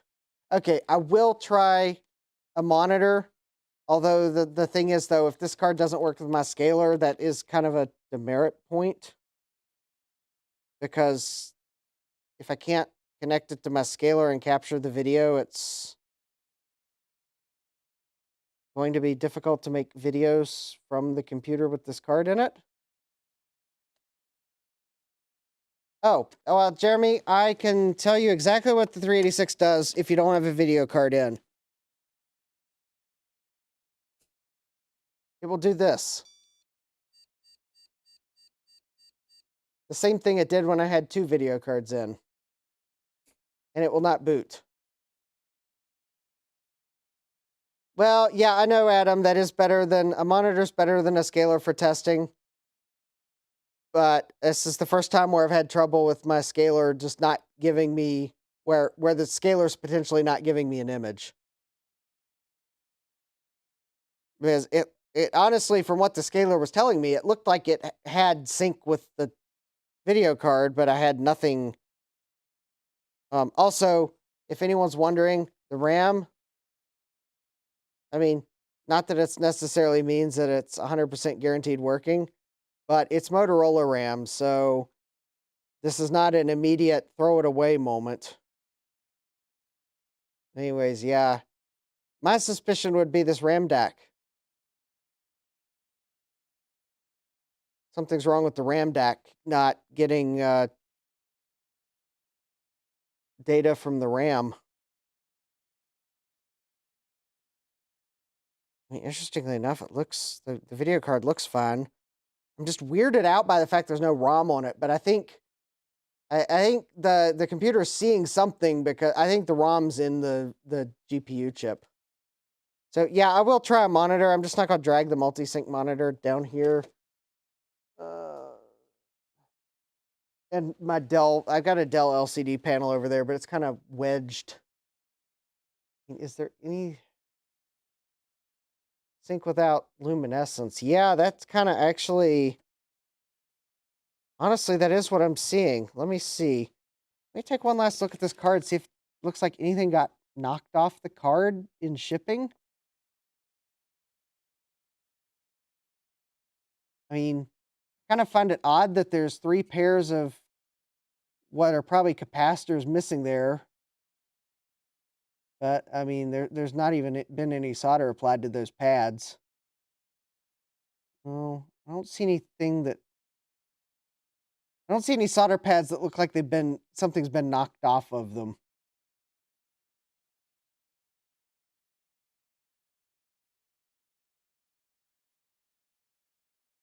Yeah.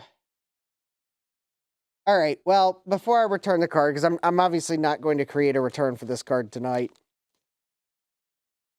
I mean, I may take a quick moment to just let the seller know that that I got it and I'm having trouble with it. But before I return it, I want to try one or two more things to make sure it's not a problem on my end, just to kind of get it in eBay systems sooner rather than later that I'm having a problem.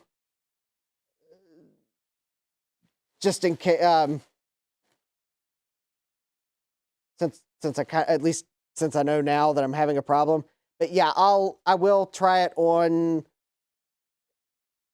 I'll try it on my NEC multi-sync monitor. That way, if that card is if the problem is something to do with the signals, if it's a weird issue, because I think those multi-sync monitors are a bit more forgiving as to where they allow the sync to come from. So I'll give that a try. I'll also put it in the Emerson 386. I'm definitely not going to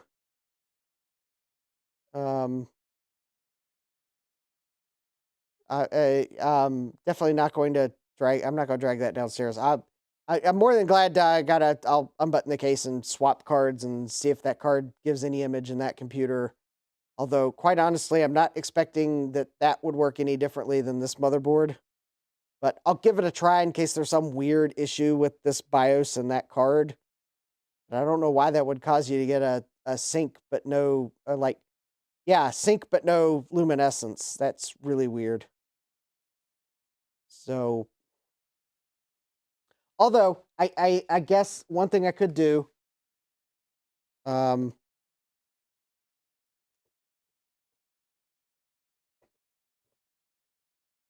just because someone's probably going to ask, well, what if your scaler went AWOL right when you hook this computer up?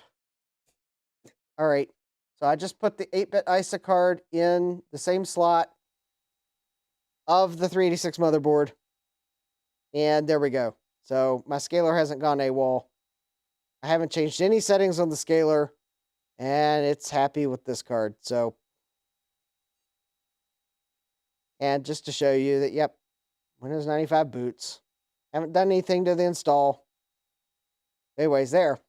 For anyone wondering, I'll put another card in this board. Show us that you actually get an image on the scaler. Up there you go. Scaler is working. So scaler's giving an image. That's the same VGA cable.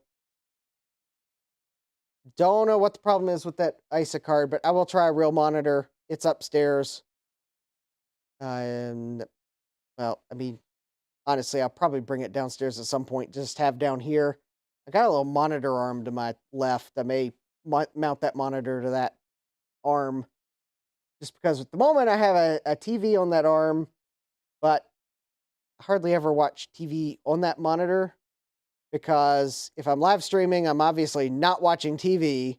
And if I'm not live streaming, then I just watch it on the monitors in front of me. It's a lot easier to see. So I may put my multi-sync monitor on that monitor arm just so I have a multi-sync monitor down here. But at the moment, I don't have it down here. It's upstairs. I was using it for trying to figure something else out. And at the moment, I'll just leave it there.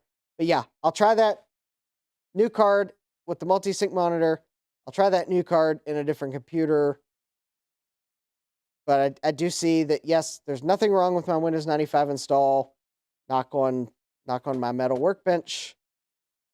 It works with the 8-bit ISA. It's just the 8-bit ISA is 50% slower than a 16-bit ISA card of the same GPU, or at least that's my contention. Yeah, don't know what's up. It's weird. I'm assuming the jumper settings are correct on the card. Yep, Adam says, put small LCDs on the back of your googly eye glasses. Yeah, that would help me watch TV while I'm live streaming. And you wouldn't know I'm watching TV, but I would know it. But then again, it's hard to read the chat with those googly eye glasses. So I'm going to be active in the chat and interacting with you all, not wearing the googly eye glasses to watch TV while I work. I reserve that for if I'm like creating scripted videos and doing work. So anyways, well, I guess not all my projects can be immediate winners, and apparently my attempt to get a nice video card for this 386 is not an immediate winner. I'll give you all an update next week or on social media if I figure something out sooner. Don't know what's up. So I guess it could be that card, could be my scaler, could be yeah, Adam says chat in one eye and TV in the other eye. I mean, yeah, maybe I finally found a video card that my scaler just doesn't like for some weird reason, and monitor will be just fine. I'll let y'all know what I figure out. But if the card's not working, it's going back to the seller so I can find another card, another one that works.